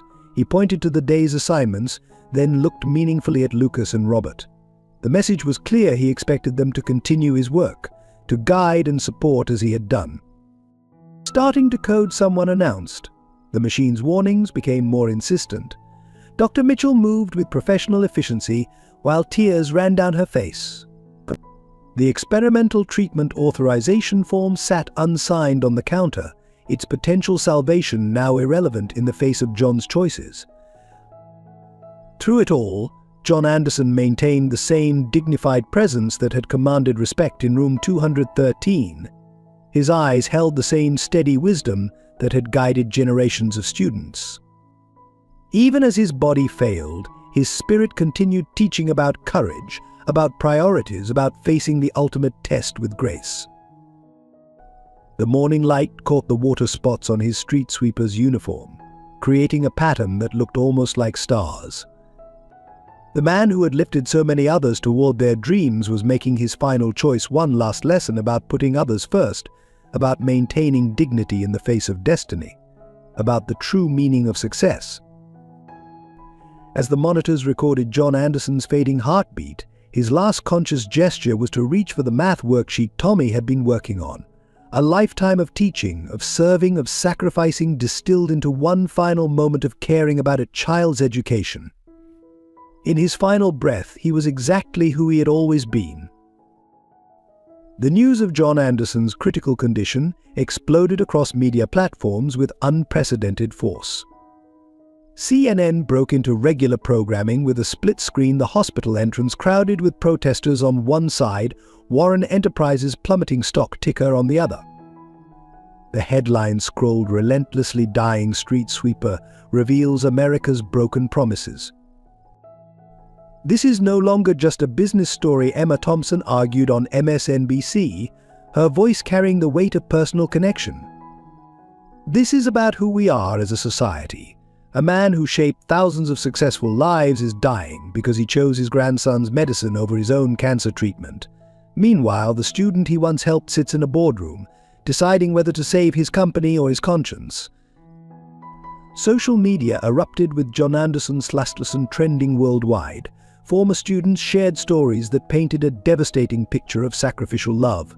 A Supreme Court justice tweeted about the lunch money John had found for her daily. A Silicon Valley CEO posted his detention slip, where John had written, "Brilliant mind, must learn to use it for others, not just himself." Fox Business struggled to maintain the corporate perspective. Warren Enterprises faces unprecedented crisis as CEO abandons crucial merger vote. But even their hardened financial analysts found themselves moved by footage of Tommy doing homework in the hospital corridor, his grandfather's teaching philosophy evident in every careful solution. Outside Presbyterian Hospital, the crowd had swelled to thousands. Union workers from Pierce Industries stood shoulder to shoulder with Warren Enterprises employees, their corporate rivalries forgotten in the face of a greater truth. They held candles in the morning light, creating a sea of flames below John Anderson's window. Robert Pierce's emotional breakdown played on repeat across networks. "We built empires on the foundation of his wisdom, then left him sweeping the streets beneath our towers." The raw pain in his voice resonated across political divides. forcing uncomfortable conversations about success, responsibility, and the true cost of corporate achievement. The hospital's PR team struggled to manage the media circus as celebrities began weighing in. A famous actor recalled John Anderson substituting in his high school drama class, encouraging him to pursue his dreams despite poverty. A pop star revealed the former headmaster had paid for her first music lessons. Each story added fuel to the growing firestorm. Financial networks dissected the implications as both Warren Enterprises and Pierce Industries faced existential crises. The Anderson effect became shorthand for corporate responsibility failures, with experts predicting long-term changes in how companies balance profit against social impact. Asian markets continued their decline as the story spread globally. Dr. Sarah Mitchell's press conference, intended to provide a medical update, turned emotional as she revealed her own connection to the patient. "He taught us that success without service is failure in disguise," she said, her professional composure cracking. "Now he's teaching us one final lesson about dignity and sacrifice." Inside the hospital, journalists jostled for position, their cameras capturing the stream of successful professionals arriving to pay respects to their former mentor. Each new arrival added another layer to the story. CEOs, doctors, judges, all products of John Anderson's quiet influence, all confronting the cost of their own success. Margaret Chen's leaked email to Warren Enterprises board became a viral sensation. "While we counted profits, he counted lives changed. While we built towers, he built futures. Who is truly richer?" The philosophical question resonated across social platforms, spawning countless debates about the meaning of wealth and achievement.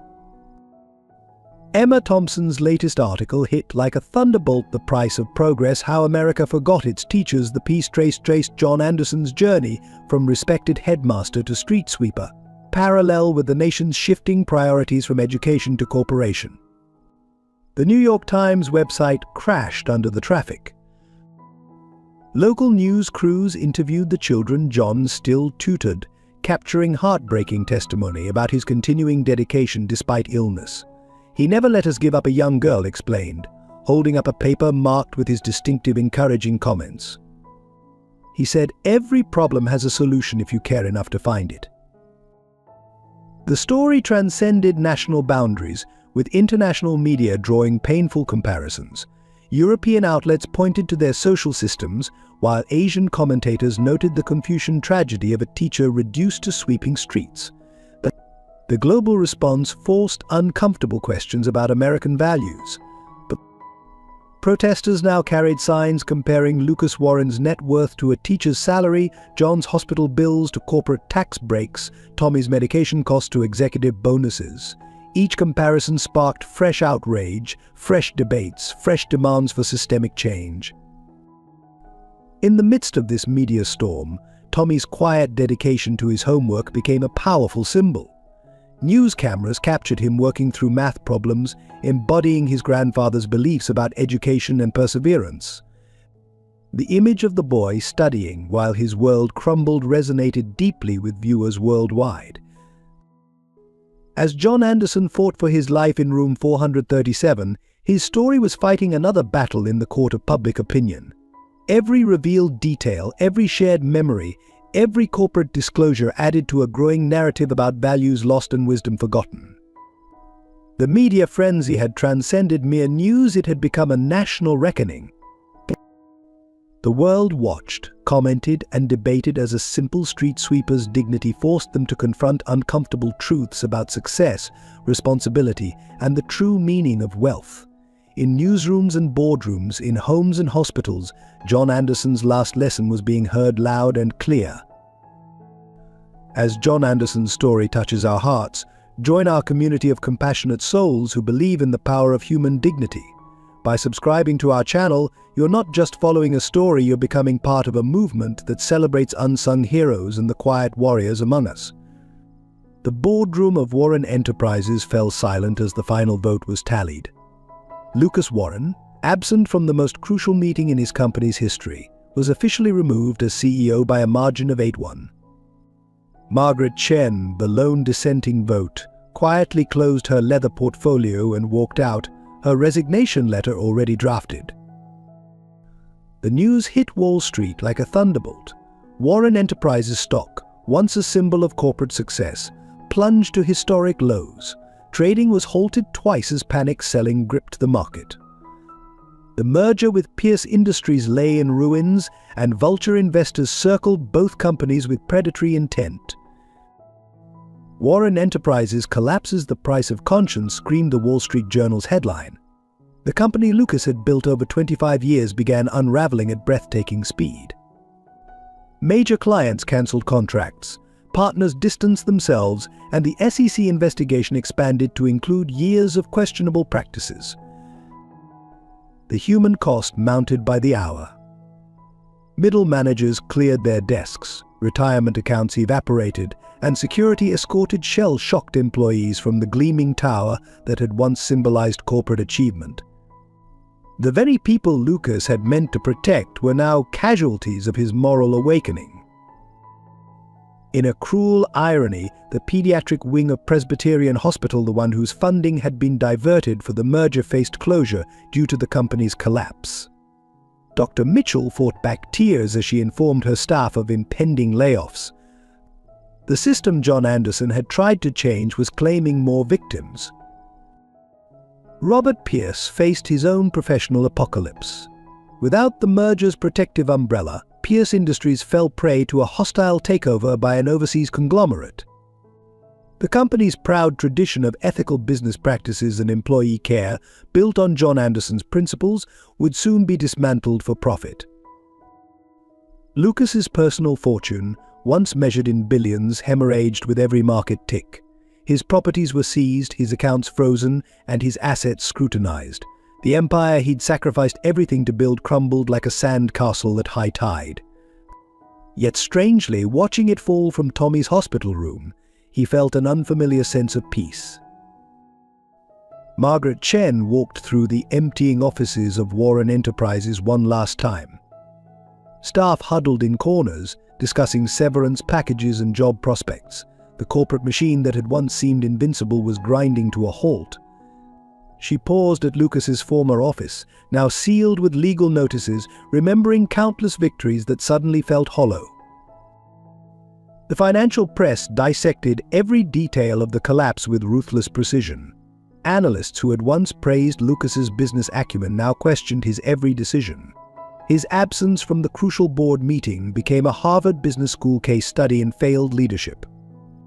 His choice to prioritize a former teacher over shareholder value was debated in MBA programs worldwide.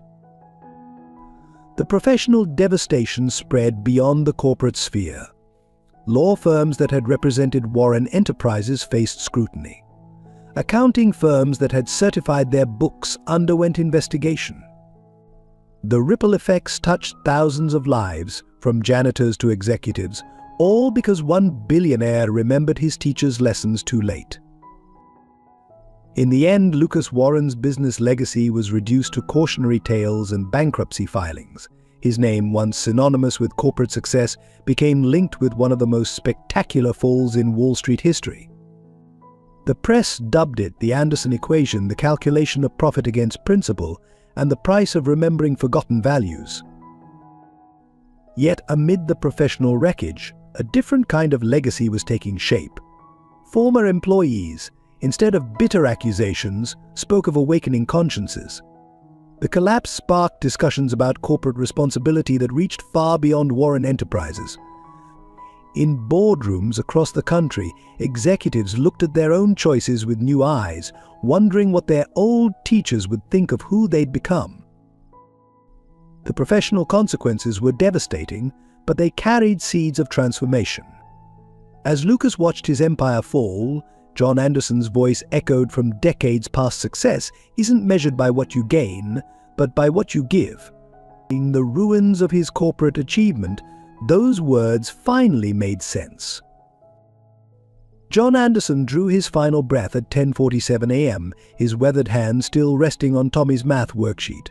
The hospital room, despite its sterile environment, held the sacred silence of a classroom after the last bell, a teacher's work complete, though the lessons would echo on. The personal cost became immediately apparent. Tommy, now truly orphaned, faced an uncertain future. Child services arrived within hours, their presence a stark reminder that John's sacrifice had left his grandson vulnerable. The boy clutched his grandfather's street sweeper's uniform, refusing to let go of this last tangible connection. Lucas Warren, stripped of his corporate armor, found himself confronting the true weight of loss. His mentor's death coincided with the complete dismantling of his carefully constructed life. The penthouse was seized, his accounts frozen, his reputation in tatters. Yet watching Tommy solve equations through tears, these material losses seemed trivial. Dr. Mitchell discovered her own career in jeopardy. The hospital board, concerned about publicity, questioned her emotional involvement with the patient. Her advocacy for John's treatment had crossed professional boundaries, they claimed. The prestigious position she'd worked decades to achieve now balanced on a knife's edge. Robert Pierce faced personal bankruptcy as his company collapsed. His family's three-generation legacy, built on John Anderson's early guidance, crumbled in the wake of failed merger attempts. His wife left, taking their children to her parents' home, unable to understand why he'd chosen loyalty to a former teacher over financial security. The personal toll extended beyond the immediate circle. Margaret Chen's daughter had to leave Riverside Academy, the scholarship funds evaporating with Warren Enterprises' collapse. The proud single mother who had balanced corporate ambition with maternal devotion now faced her child's disappointment. Tommy's classmates rallied around him, but their parents, many employed by Warren Enterprises or Pierce Industries, struggled to explain why caring about others could cost so much. The children gathered daily in the hospital chapel, continuing their study groups as John had taught them, their young voices mixing with prayers. Emma Thompson's pursuit of truth cost her trusted sources and professional relationships. Fellow journalists accused her of crossing the line between reporting and advocacy. Her Pulitzer prospects dimmed as editors questioned her objectivity. Yet each time she saw Tommy working on homework in the hospital corridor, she knew the price was worth paying. The personal sacrifices rippled through the community. Families dependent on Warren Enterprises faced foreclosures. Pierce Industries employees cancelled college plans for their children. The very educational opportunities John Anderson had championed became casualties of the corporate collapse he had inadvertently triggered. In the quiet moments after John's death, Lucas sat with Tommy, attempting to explain compound interest as his former teacher had once done for him. His voice cracked, the equations blurred, and for the first time since childhood, the billionaire wept openly. The cost of remembering his values had been enormous, but the cost of forgetting them had been even greater. The street where John had swept was oddly empty now, his absence felt by the early morning workers who had come to rely on his quiet greeting and understanding smile. His small apartment, filled with students' thank-you notes and worn textbooks, stood as a testament to a life rich in purpose if poor in possessions. As night fell over the city, the personal losses cast long shadows. Careers, relationships, securities all sacrificed on the altar of remembered principles. Yet in Tommy's determined focus on his studies, in Lucas's stumbling attempts to teach, in the quiet solidarity of those who had chosen conscience over comfort, John Anderson's final lesson took root: some prices are worth paying. The city's response to John Anderson's death split along unexpected lines. Outside Presbyterian Hospital, thousands gathered for a candlelight vigil, their flames dancing against the gathering dusk. Wall Street traders stood shoulder to shoulder with street sweepers, corporate lawyers beside teaching assistants, all united in honoring a man who had chosen dignity over dollars. Social media erupted in contradictory waves. John Anderson's legacy trended alongside corporate betrayal. Some praised Lucas Warren's choice to honor his mentor over his minions, while others condemned him for sacrificing thousands of jobs on the altar of personal redemption. The debate raged across platforms, forcing uncomfortable conversations about values and responsibility.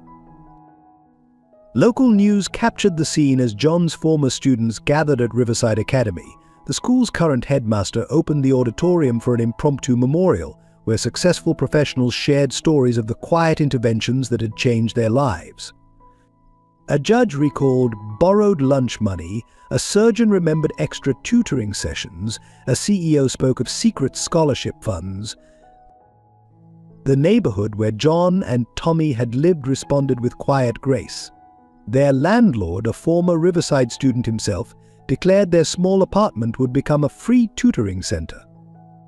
Local families left flowers outside the door, each bouquet accompanied by a story of John's impact on their children's education. Critics emerged from corporate circles, denouncing Lucas's choice as emotional and irresponsible. Business publications calculated the cost of his decision in cold numbers: jobs lost, pensions evaporated, families displaced. Yet even these analyses couldn't ignore the human element of the story, the mathematics of morality that John Anderson had taught decades ago. Religious leaders seized upon the narrative, drawing parallels to parables of sacrifice and redemption. Secular commentators pointed to systemic failures that forced such impossible choices.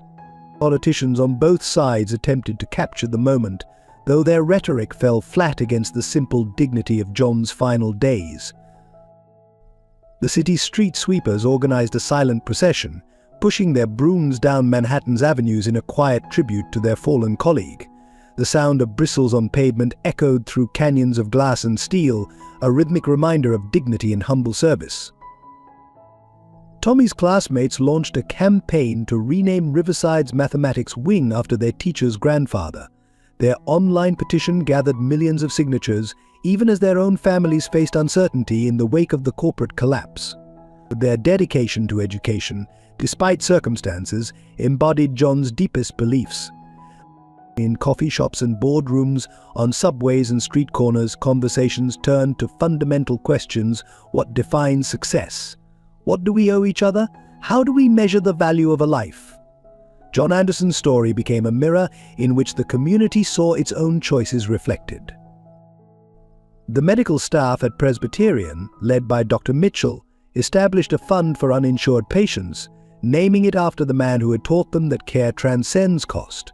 Even as their own jobs hung in balance, they committed to continuing his legacy of putting people before profits. As night fell over the city, the competing narratives merged into something larger than controversy. John Anderson's passing had forced a community to confront its contradictions, to question its priorities, to remember values too often forgotten in the rush towards success. In the end, the most powerful response came from the students still gathering in Tommy's apartment, determined to continue their studies despite uncertainty. They represented John Anderson's true legacy, not the buildings that bore donors' names, but the unquenchable desire to learn, to grow, to become more than circumstances might allow. The truth emerged 3 days after John Anderson's death, as Emma Thompson pieced together decades of bank records and personal correspondence. The story she uncovered transformed the narrative from one of personal sacrifice to something far more profound and systemic. Dr. Sarah Mitchell was the first connection to surface. While reviewing John's medical history, she discovered a startling detail: her own medical school scholarship, attributed to an anonymous donor, had come from a special account John had established by selling his family's lake house. The revelation hit her like a physical blow. She had been treating her own benefactor without knowing it. The web of connections deepened when Robert Pierce found a faded letter in his company's founding documents. The initial seed money for Pierce Industries hadn't come from a venture capital firm as everyone believed, but from John Anderson's retirement fund. The former headmaster had quietly cashed out his pension to help his former students start a business that would prioritize people over profits. Lucas Warren's own investigation revealed the most stunning connection. The emergency fund that had saved his education at Riverside hadn't been a school resource at all. It was John Anderson's inheritance from his late wife. Every dollar that had launched Lucas toward his billions had come from his teacher's personal sacrifice. More connections surfaced hourly. The hospital's pediatric wing, which Warren Enterprises had stopped funding, bore a hidden link to John Anderson. He had been anonymously funding 3 beds in the children's ward through a complex arrangement of part-time jobs, including his street sweeping position. The very institution that had failed to save him had been secretly supported by his meager earnings. Margaret Chen discovered that her daughter's mysterious scholarship to Riverside Academy had come from a fund established by John Anderson's night job as a security guard. He had worked double shifts, watching over the same buildings where his former students now held executive positions, using his earnings to continue supporting education. The pattern stretched back decades. John had created an intricate network of support systems, using his various jobs and minimal savings to quietly sustain the dreams of others. The street sweeping route he'd chosen passed by schools and shelters where he could identify students needing help. Even his early morning schedule had been deliberately selected to allow him to tutor struggling students in the afternoons. Tommy's own story held another layer of revelation. His expensive asthma medications hadn't been covered by generic insurance, as everyone thought John had been participating in medical trials as a control subject to earn extra money for his grandson's treatment. The cancer that ultimately claimed his life had been accelerated by these trials, a fact he had hidden from everyone. Emma's investigation unveiled a complex web of small donations, carefully planned work schedules, and strategic sacrifices that showed John Anderson hadn't simply fallen from success to poverty, he had chosen a path of secret service. Every job, every location, every hour of his day had been meticulously organized to maximize his ability to help others. The final piece fell into place when Lucas discovered a series of letters in John's apartment. His mentor had been offered prestigious positions at private schools, consulting roles at major corporations, and even a position on Warren Enterprises' board of directors. He had declined them all, choosing instead to maintain his network of support for struggling students and families. These revelations transformed the narrative. John Anderson hadn't been a victim of circumstance or corporate greed. He had been the architect of his own destiny, choosing a life of meaningful impact over personal comfort. His street sweeping job, viewed with pity by many, had been carefully chosen for its early hours en route past schools where he could spot students in need. The hidden connections painted a picture not of defeat but of deliberate sacrifice, not of failure but of calculated service. John Anderson had created a shadow network of support and opportunity, using his limited resources with strategic precision to maximize their impact on others' lives. As Emma Thompson's article detailing these connections went viral, it forced a fundamental re-evaluation of success and dignity. The man they had pitied had actually been the maestro of a subtle symphony of service, conducting a quiet revolution in lives touched and futures shaped. The revelation of these hidden connections transformed John Anderson's legacy from a cautionary tale about societal failure into a masterclass in purposeful living. His final lesson proved to be his most powerful, showing that true wealth lies not in what you accumulate, but in how strategically you give it away. The revelation of John Anderson's intricate network of sacrifice and service sent shockwaves through public consciousness. The narrative shifted dramatically as Emma Thompson's expose went viral, the master plan of a street sweeper, how one man orchestrated a revolution of kindness. What had begun as outrage over corporate greed transformed into awe at the strategic brilliance of a man who had engineered his own descent from privilege to maximize his impact. Social media exploded with a new hashtag, #TheAnderson Strategy, as people shared stories of discovering their own connections to his hidden web of support. Wall Street analysts, who had condemned Lucas Warren's choice as emotional recklessness, now found themselves studying John Anderson's method of resource allocation. His careful balancing of multiple jobs, strategic selection of work locations, and precise timing of assistance represented a masterclass in social impact investing that business schools scrambled to analyze. The public's understanding of dignity underwent a seismic shift. Images of John in his street sweeper's uniform, once seen as symbols of society's failure, were recast as portraits of deliberate sacrifice. People began noticing their own city street sweepers differently, recognizing that service wasn't a fall from grace, but could be a chosen path to impact. Corporate leaders faced growing pressure to explain their own definitions of success. The contrast between John Anderson's strategic philanthropy and traditional corporate giving programs sparked intense debate. Companies rushed to establish Anderson Initiative programs, seeking to replicate his model of direct, strategic intervention in community needs. Media coverage shifted dramatically. From headmaster to street sweeper, a masterclass in strategic social impact replaced earlier headlines about corporate tragedy. News anchors who had pitied John's decline now praised his brilliant long-term planning and sacrifice. Financial programs analyzed his resource allocation with the same respect once reserved for corporate mergers. The revelation about his participation in medical trials to fund Tommy's treatment transformed him from victim to strategist in the public eye.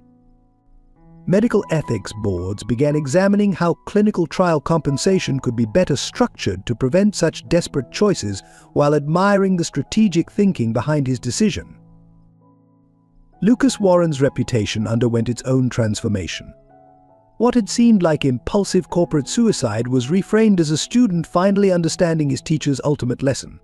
Investors who had fled Warren Enterprises began returning, drawn to the promise of a company recommitting to its founder's original values. Dr. Mitchell's hospital became a case study in hidden impact as the full scope of John's influence emerged. His strategic selection of the street sweeping route that passed the hospital had allowed him to identify patients in need, connecting them with resources through his network of former students. Medical administrators nationwide began studying his methods of informal community healthcare support. The education sector experienced particular upheaval as John's techniques came to light. His method of identifying struggling students during his pre-dawn route, arranging tutorial support through his network, and maximizing the impact of minimal resources became a blueprint for educational outreach programs. Robert Pierce's public standing shifted from failed CEO to keeper of John Anderson's legacy. His company's ethical business practices were re-examined as deliberate implementations of his mentor's philosophy. Investors began returning to Pierce Industries, drawn by the promise of conscious capitalism guided by Anderson's principles. Even the SEC investigation changed course, moving from examining corporate malfeasance to studying how John's model of strategic social impact could be integrated into regulatory frameworks. His ability to create significant social change with minimal resources challenged fundamental assumptions about philanthropic effectiveness. The story of Tommy's education took on new significance as people realized it wasn't just about a grandfather's sacrifice, but a carefully orchestrated plan to demonstrate the power of educational investment. Schools nationwide began examining their own support systems, looking for ways to implement Anderson-style strategic intervention programs. Margaret Chen's revelation about the true source of her daughter's scholarship sparked a movement among corporate executives to create similar anonymous support networks. The idea that true impact often required sacrificing recognition resonated deeply with a generation tired of performative philanthropy. Public opinion had completed its transformation. John Anderson was no longer seen as a victim of circumstance, but as a master strategist who had chosen his path deliberately. His life became a blueprint for meaningful impact, studied by philanthropists, business leaders, and social workers alike. The shift in perception brought with it a deeper understanding of dignity and purpose.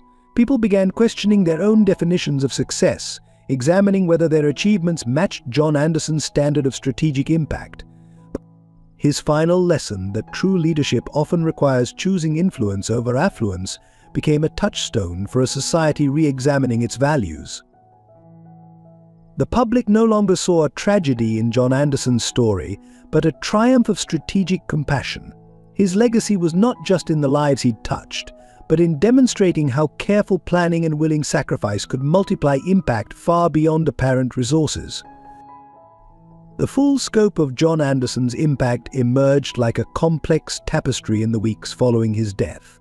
Each thread revealed connected to hundreds of others, weaving a pattern of influence that stretched far beyond the streets he'd swept or the classroom he'd left behind. Within the confines of his modest apartment, investigators discovered a meticulously maintained ledger spanning 30 years.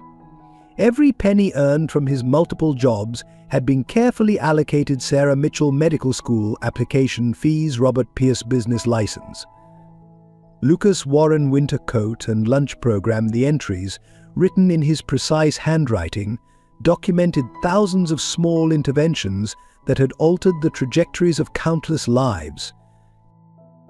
Behind his bed, a wall of photographs told silent stories of success. Children in graduation gowns, medical students receiving white coats, small business owners cutting ribbons, each image annotated with careful notes about their dreams and the specific support they needed. Some of the city's most successful individuals featured in these hidden chronicles of compassion. His street-sweeping route, mapped out in detailed notes, revealed strategic genius. Each turn had been calculated to pass by schools during crucial morning hours when struggling students might arrive early, seeking quiet places to study. His schedule aligned perfectly with hospital shift changes, allowing him to identify healthcare workers facing financial struggles. The local library unveiled a surprising discovery. John had established an unofficial homework club that met in the reference section each afternoon. The librarians shared stories of how he would appear during his breaks, still in his street sweeper's uniform, to help students with mathematics and science. Many of these students had gone on to earn scholarships to prestigious universities. A cache of letters found in his closet revealed correspondence with successful former students, each containing small amounts of money with notes like "pass it forward when you can or for someone else who needs it." He had created a perpetual cycle of giving, teaching recipients that success carried a responsibility to others. Tommy's own story gained deeper meaning as investigators found his grandfather's detailed educational plans. John had mapped out his grandson's academic journey through college, with contingency plans for every possible obstacle. Even his choice of street-sweeping shifts had been designed to maximize time for Tommy's tutoring. The hospital's records revealed John's participation in multiple medical trials, each carefully selected to coincide with times he could monitor students arriving at nearby schools. But he had transformed even his medical appointments into opportunities for mentorship, using hospital waiting rooms as impromptu counseling offices for families facing similar challenges. Former students, now scattered across the globe, began sharing stories of John's invisible influence. A surgeon in Boston revealed how John had arranged for her to shadow a doctor during his own medical appointments. A judge described how John's street-sweeping route had deliberately passed by the courthouse, allowing quick meetings on the steps to discuss law school applications. His involvement in the community went deeper than anyone had realized. The local coffee shop owner shared how John had helped her secure a small business loan by connecting her with former students in banking. The homeless shelter director spoke of how he would identify families in need during his pre-dawn shifts and quietly connect them with resources. The most powerful legacy emerged in the discovery of his blueprint for impact, a detailed manuscript hidden in his apartment. In it, John had outlined his philosophy of strategic giving, explaining how limited resources could be maximized through careful planning and networking. The document revealed that his descent from headmaster to street sweeper had been a calculated choice to position himself where he could identify and help those most in need. His legacy transcended individual success stories. John Anderson had created a methodology for meaningful impact, demonstrating how strategic positioning and careful resource allocation could multiply the effect of even modest means. His blueprint became a manual for conscious social impact, studied by philanthropists and community organizers worldwide. The investigation uncovered a network of informal mentorship that spanned generations. Former students had become mentors themselves, creating a cascade of positive influence that touched thousands of lives. John had engineered a self-perpetuating system of support that continued growing even after his death. Perhaps most remarkably, his legacy included a vision for the future. Among his papers was a detailed plan for transforming his experience into a formal program for identifying and supporting struggling students. He had mapped out how his methods could be replicated in other communities, creating a blueprint for systematic change. John Anderson's true legacy wasn't just in the lives he'd touched directly, but in demonstrating how strategic compassion could transform a single person's limited resources into a powerful force for change. His life became a masterclass in the art of meaningful impact, teaching that true success lies not in personal achievement, but in the careful orchestration of opportunity for others. In the days following John Anderson's funeral, change rippled through New York City with the quiet persistence he had always championed. Lucas Warren, no longer a billionaire but somehow richer in purpose, converted his penthouse into a temporary home for Tommy and 3 other students who had lost their housing in the corporate collapse. The first major announcement came on a rain-soaked Monday morning. The Warren Anderson Foundation was established, not with corporate millions, but with the last of Lucas's personal savings and the proceeds from selling his art collection. Its mission statement, written in John's precise style, focused on identifying and supporting invisible potential in overlooked communities. Dr. Sarah Mitchell transformed the hospital's approach to community care, implementing what she called the Anderson Protocol. Medical staff began paying attention not just to patients' physical symptoms, but to subtle signs of educational or financial needs. The hospital's waiting areas were converted into study spaces, complete with tutoring volunteers and educational resources. Robert Pierce, though no longer controlling his family's company, launched a smaller but more focused venture, Anderson Educational Consulting. The firm specialized in helping schools develop programs for identifying and supporting struggling students, using John's recently discovered blueprint as its fundamental guide. Their first client was Riverside Academy. Tommy, surrounded by his grandfather's former students, flourished despite his loss. His small bedroom in Lucas's converted penthouse became a hub for study groups, continuing John's tradition of peer support and educational excellence. The boy's resilience and dedication to learning became a living testament to his grandfather's principles. The street-sweeping route John had so carefully designed became a model for community engagement. City planners studied his patterns, amazed at how he had created informal support networks through simple presence and timing. Other cities began implementing similar strategies, training municipal workers to serve as community observers and connectors. Margaret Chen, drawing on her years of corporate experience, established a mentorship program matching successful professionals with students from challenging backgrounds. The program's innovation lay in its subtlety. Following John's example, help was offered quietly and strategically, preserving dignity while providing crucial support. Emma Thompson's continued investigation revealed more of John's methods, leading to the publication of the Anderson Approach: Strategic Compassion in Community Building. The book became required reading in social work and education programs, transforming how institutions thought about community support and resource allocation. The most profound, immediate change occurred at Presbyterian Hospital's pediatric wing.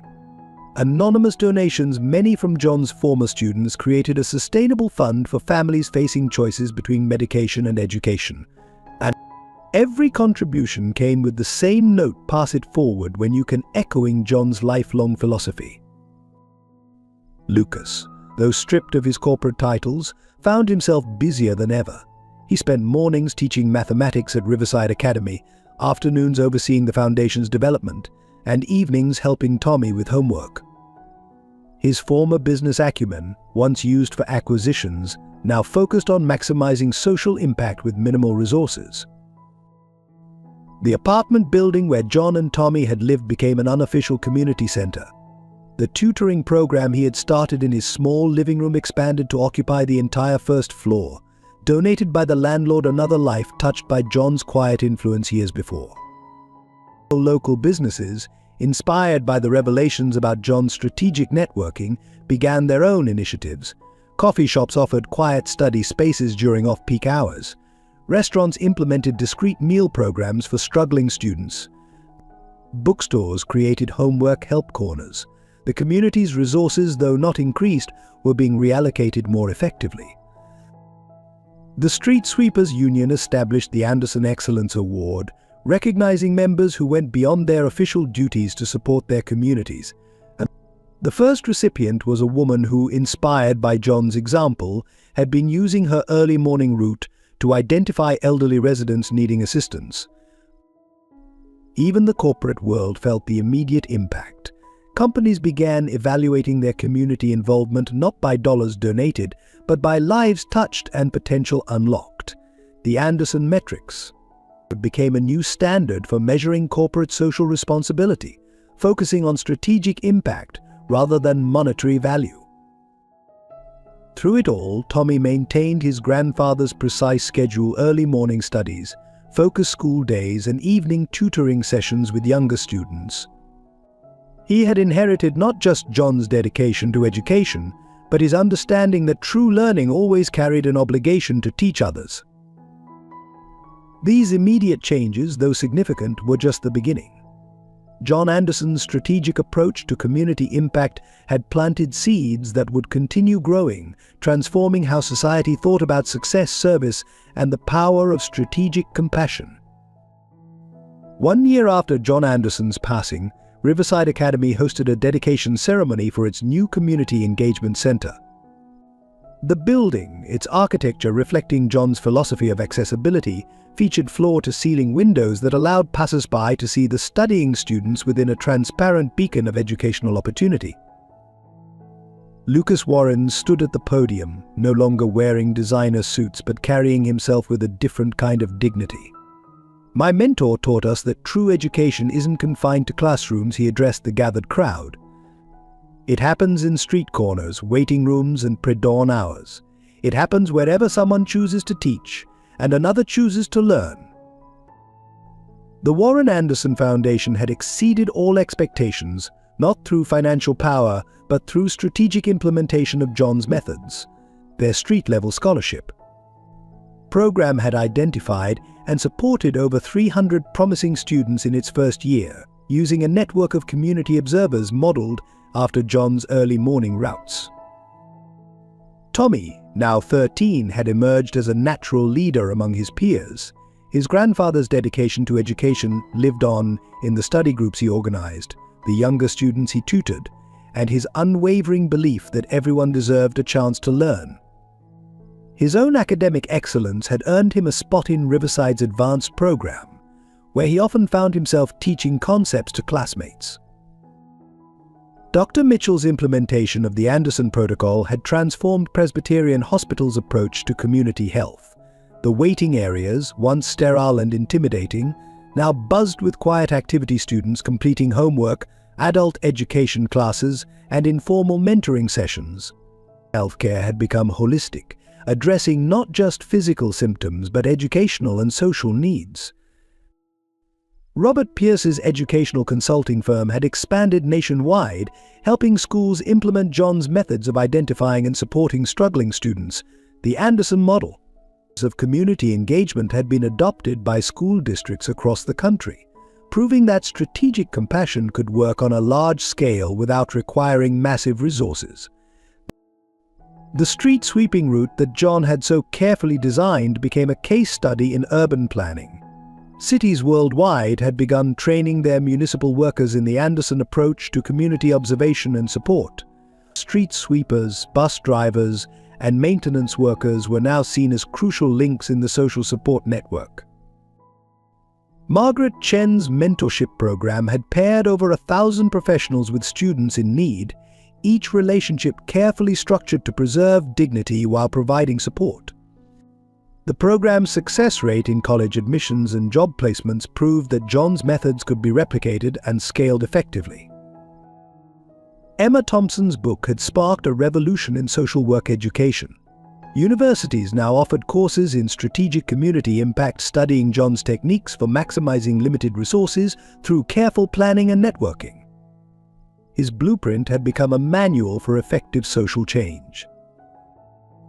The apartment building where John had lived was now officially the Anderson Community Learning Center, offering free tutoring, adult education classes, and quiet study spaces.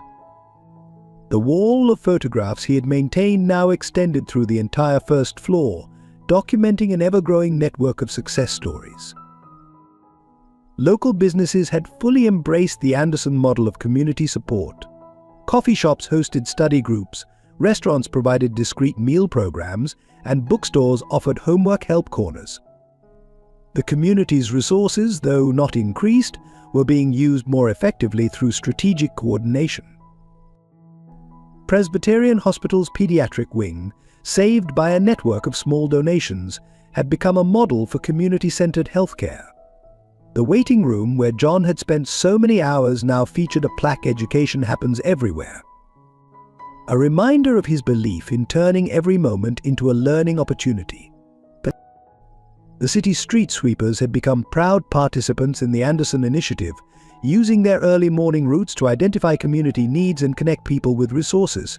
Their uniforms now carried a small emblem, a broom crossed with a book, symbolizing the union of service and education. Lucas's converted penthouse had evolved into an informal dormitory for students facing housing insecurity. The space that had once showcased wealth now demonstrated a different kind of richness, young people supporting each other's dreams, following John's example of turning personal space into educational opportunity. Perhaps most significantly, the definition of success in the community had shifted. Achievement was no longer measured solely by personal gain, but by impact on others. John's legacy had transformed how people viewed wealth, education, and community responsibility. As the dedication ceremony concluded, Tommy led a group of younger students through a mathematics lesson, his grandfather's teaching methods evident in his patient explanations and strategic encouragement. The scene perfectly captured John Anderson's lasting impact, not just in the lives he had touched directly, but in the ripple effect of strategic compassion that continued to spread. 1 year after his passing, John Anderson's influence had grown stronger, proving that true legacy isn't measured in buildings named or fortunes left, but in lives transformed and lessons passed forward. His strategic approach to community impact had become a blueprint for sustainable social change, demonstrating that one person's careful planning could create waves of positive transformation. A decade after John Anderson's passing, his influence had evolved from a local phenomenon into a global movement. The Anderson model of strategic compassion had been adopted by communities worldwide, proving that careful planning and dignified support could transform lives more effectively than traditional philanthropy. Tommy Anderson, now a 21-year-old graduate student at Columbia University's School of Education, had become the living embodiment of his grandfather's legacy. His research focused on scaling the Anderson method, using data analytics to identify opportunities for strategic intervention in underserved communities. His thesis, "The Mathematics of Compassion Calculating Maximum Impact with Minimum Resources," had already attracted attention from international development organizations. Lucas Warren had found his true calling as a teacher at Riverside Academy, his corporate expertise now focused on teaching business ethics through the lens of social responsibility. His students learned not just about profit margins, but about the strategic allocation of resources for community impact. The former billionaire had never been happier, measuring his wealth now in lives touched rather than dollars earned. The Warren Anderson Foundation had developed into a unique entity that didn't just distribute funds but taught communities how to maximize existing resources. Their manual, The Anderson Approach: A Strategic Guide to Community Transformation, had been translated into 27 languages and implemented in countries across 6 continents. Dr. Sarah Mitchell had revolutionized community healthcare through her expansion of the Anderson Protocol. Hospitals worldwide now incorporated educational support and community connection into their standard care practices. The waiting room study groups John had inspired had become a standard feature in medical facilities globally, transforming spaces of anxiety into opportunities for growth. Robert Pierce's educational consulting firm had evolved into the International Institute for Strategic Education, training teachers and community workers in John's methods. Their graduates worked in refugee camps, inner-city schools, and rural communities, proving that the Anderson approach could adapt to any context where resources were limited but human potential was abundant. The street sweepers route that John had so carefully designed had become a Harvard Business School case study in strategic community engagement. Cities worldwide now mapped their municipal services with similar intentionality, turning everyday civil servants into crucial nodes in their community support networks. The humble street sweeper's uniform had become a symbol of dignified service and strategic impact. Presbyterian Hospital's pediatric wing, now the Anderson Center for Integrated Community Care, had become a model for healthcare institutions globally. Their approach to combining medical care with educational support and community resources had been replicated in medical facilities across the world, creating a new standard for holistic healthcare delivery.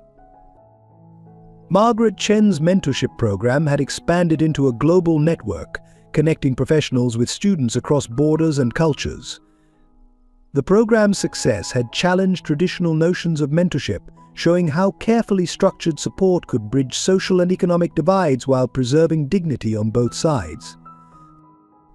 The Anderson Community Learning Center, originally just one converted apartment building, had spawned similar centers in cities worldwide. These spaces operated on John's principle that education happens everywhere, turning underutilized urban spaces into hubs of learning and community support. Emma Thompson's documentation of the Anderson method had evolved into a comprehensive academic field. Universities offered degrees in strategic community impact, studying how careful planning and dignified intervention could create sustainable social change without massive financial investment. The corporate world had been transformed by John's legacy as well. Companies now measured their success using the Anderson metrics, evaluating their impact not just in profits but in community transformation. Business schools taught the Anderson case alongside traditional management theories, preparing a new generation of leaders to think strategically about social impact. Most profoundly, the definition of success had shifted globally. The Anderson model had demonstrated that strategic compassion, carefully planned and dignified in delivery, could create more sustainable change than traditional charitable approaches. Communities worldwide had learned that true wealth lay not in resources possessed but in resources strategically shared. As Tommy stood at an international conference, presenting his research on scaling the Anderson method, he embodied his grandfather's legacy.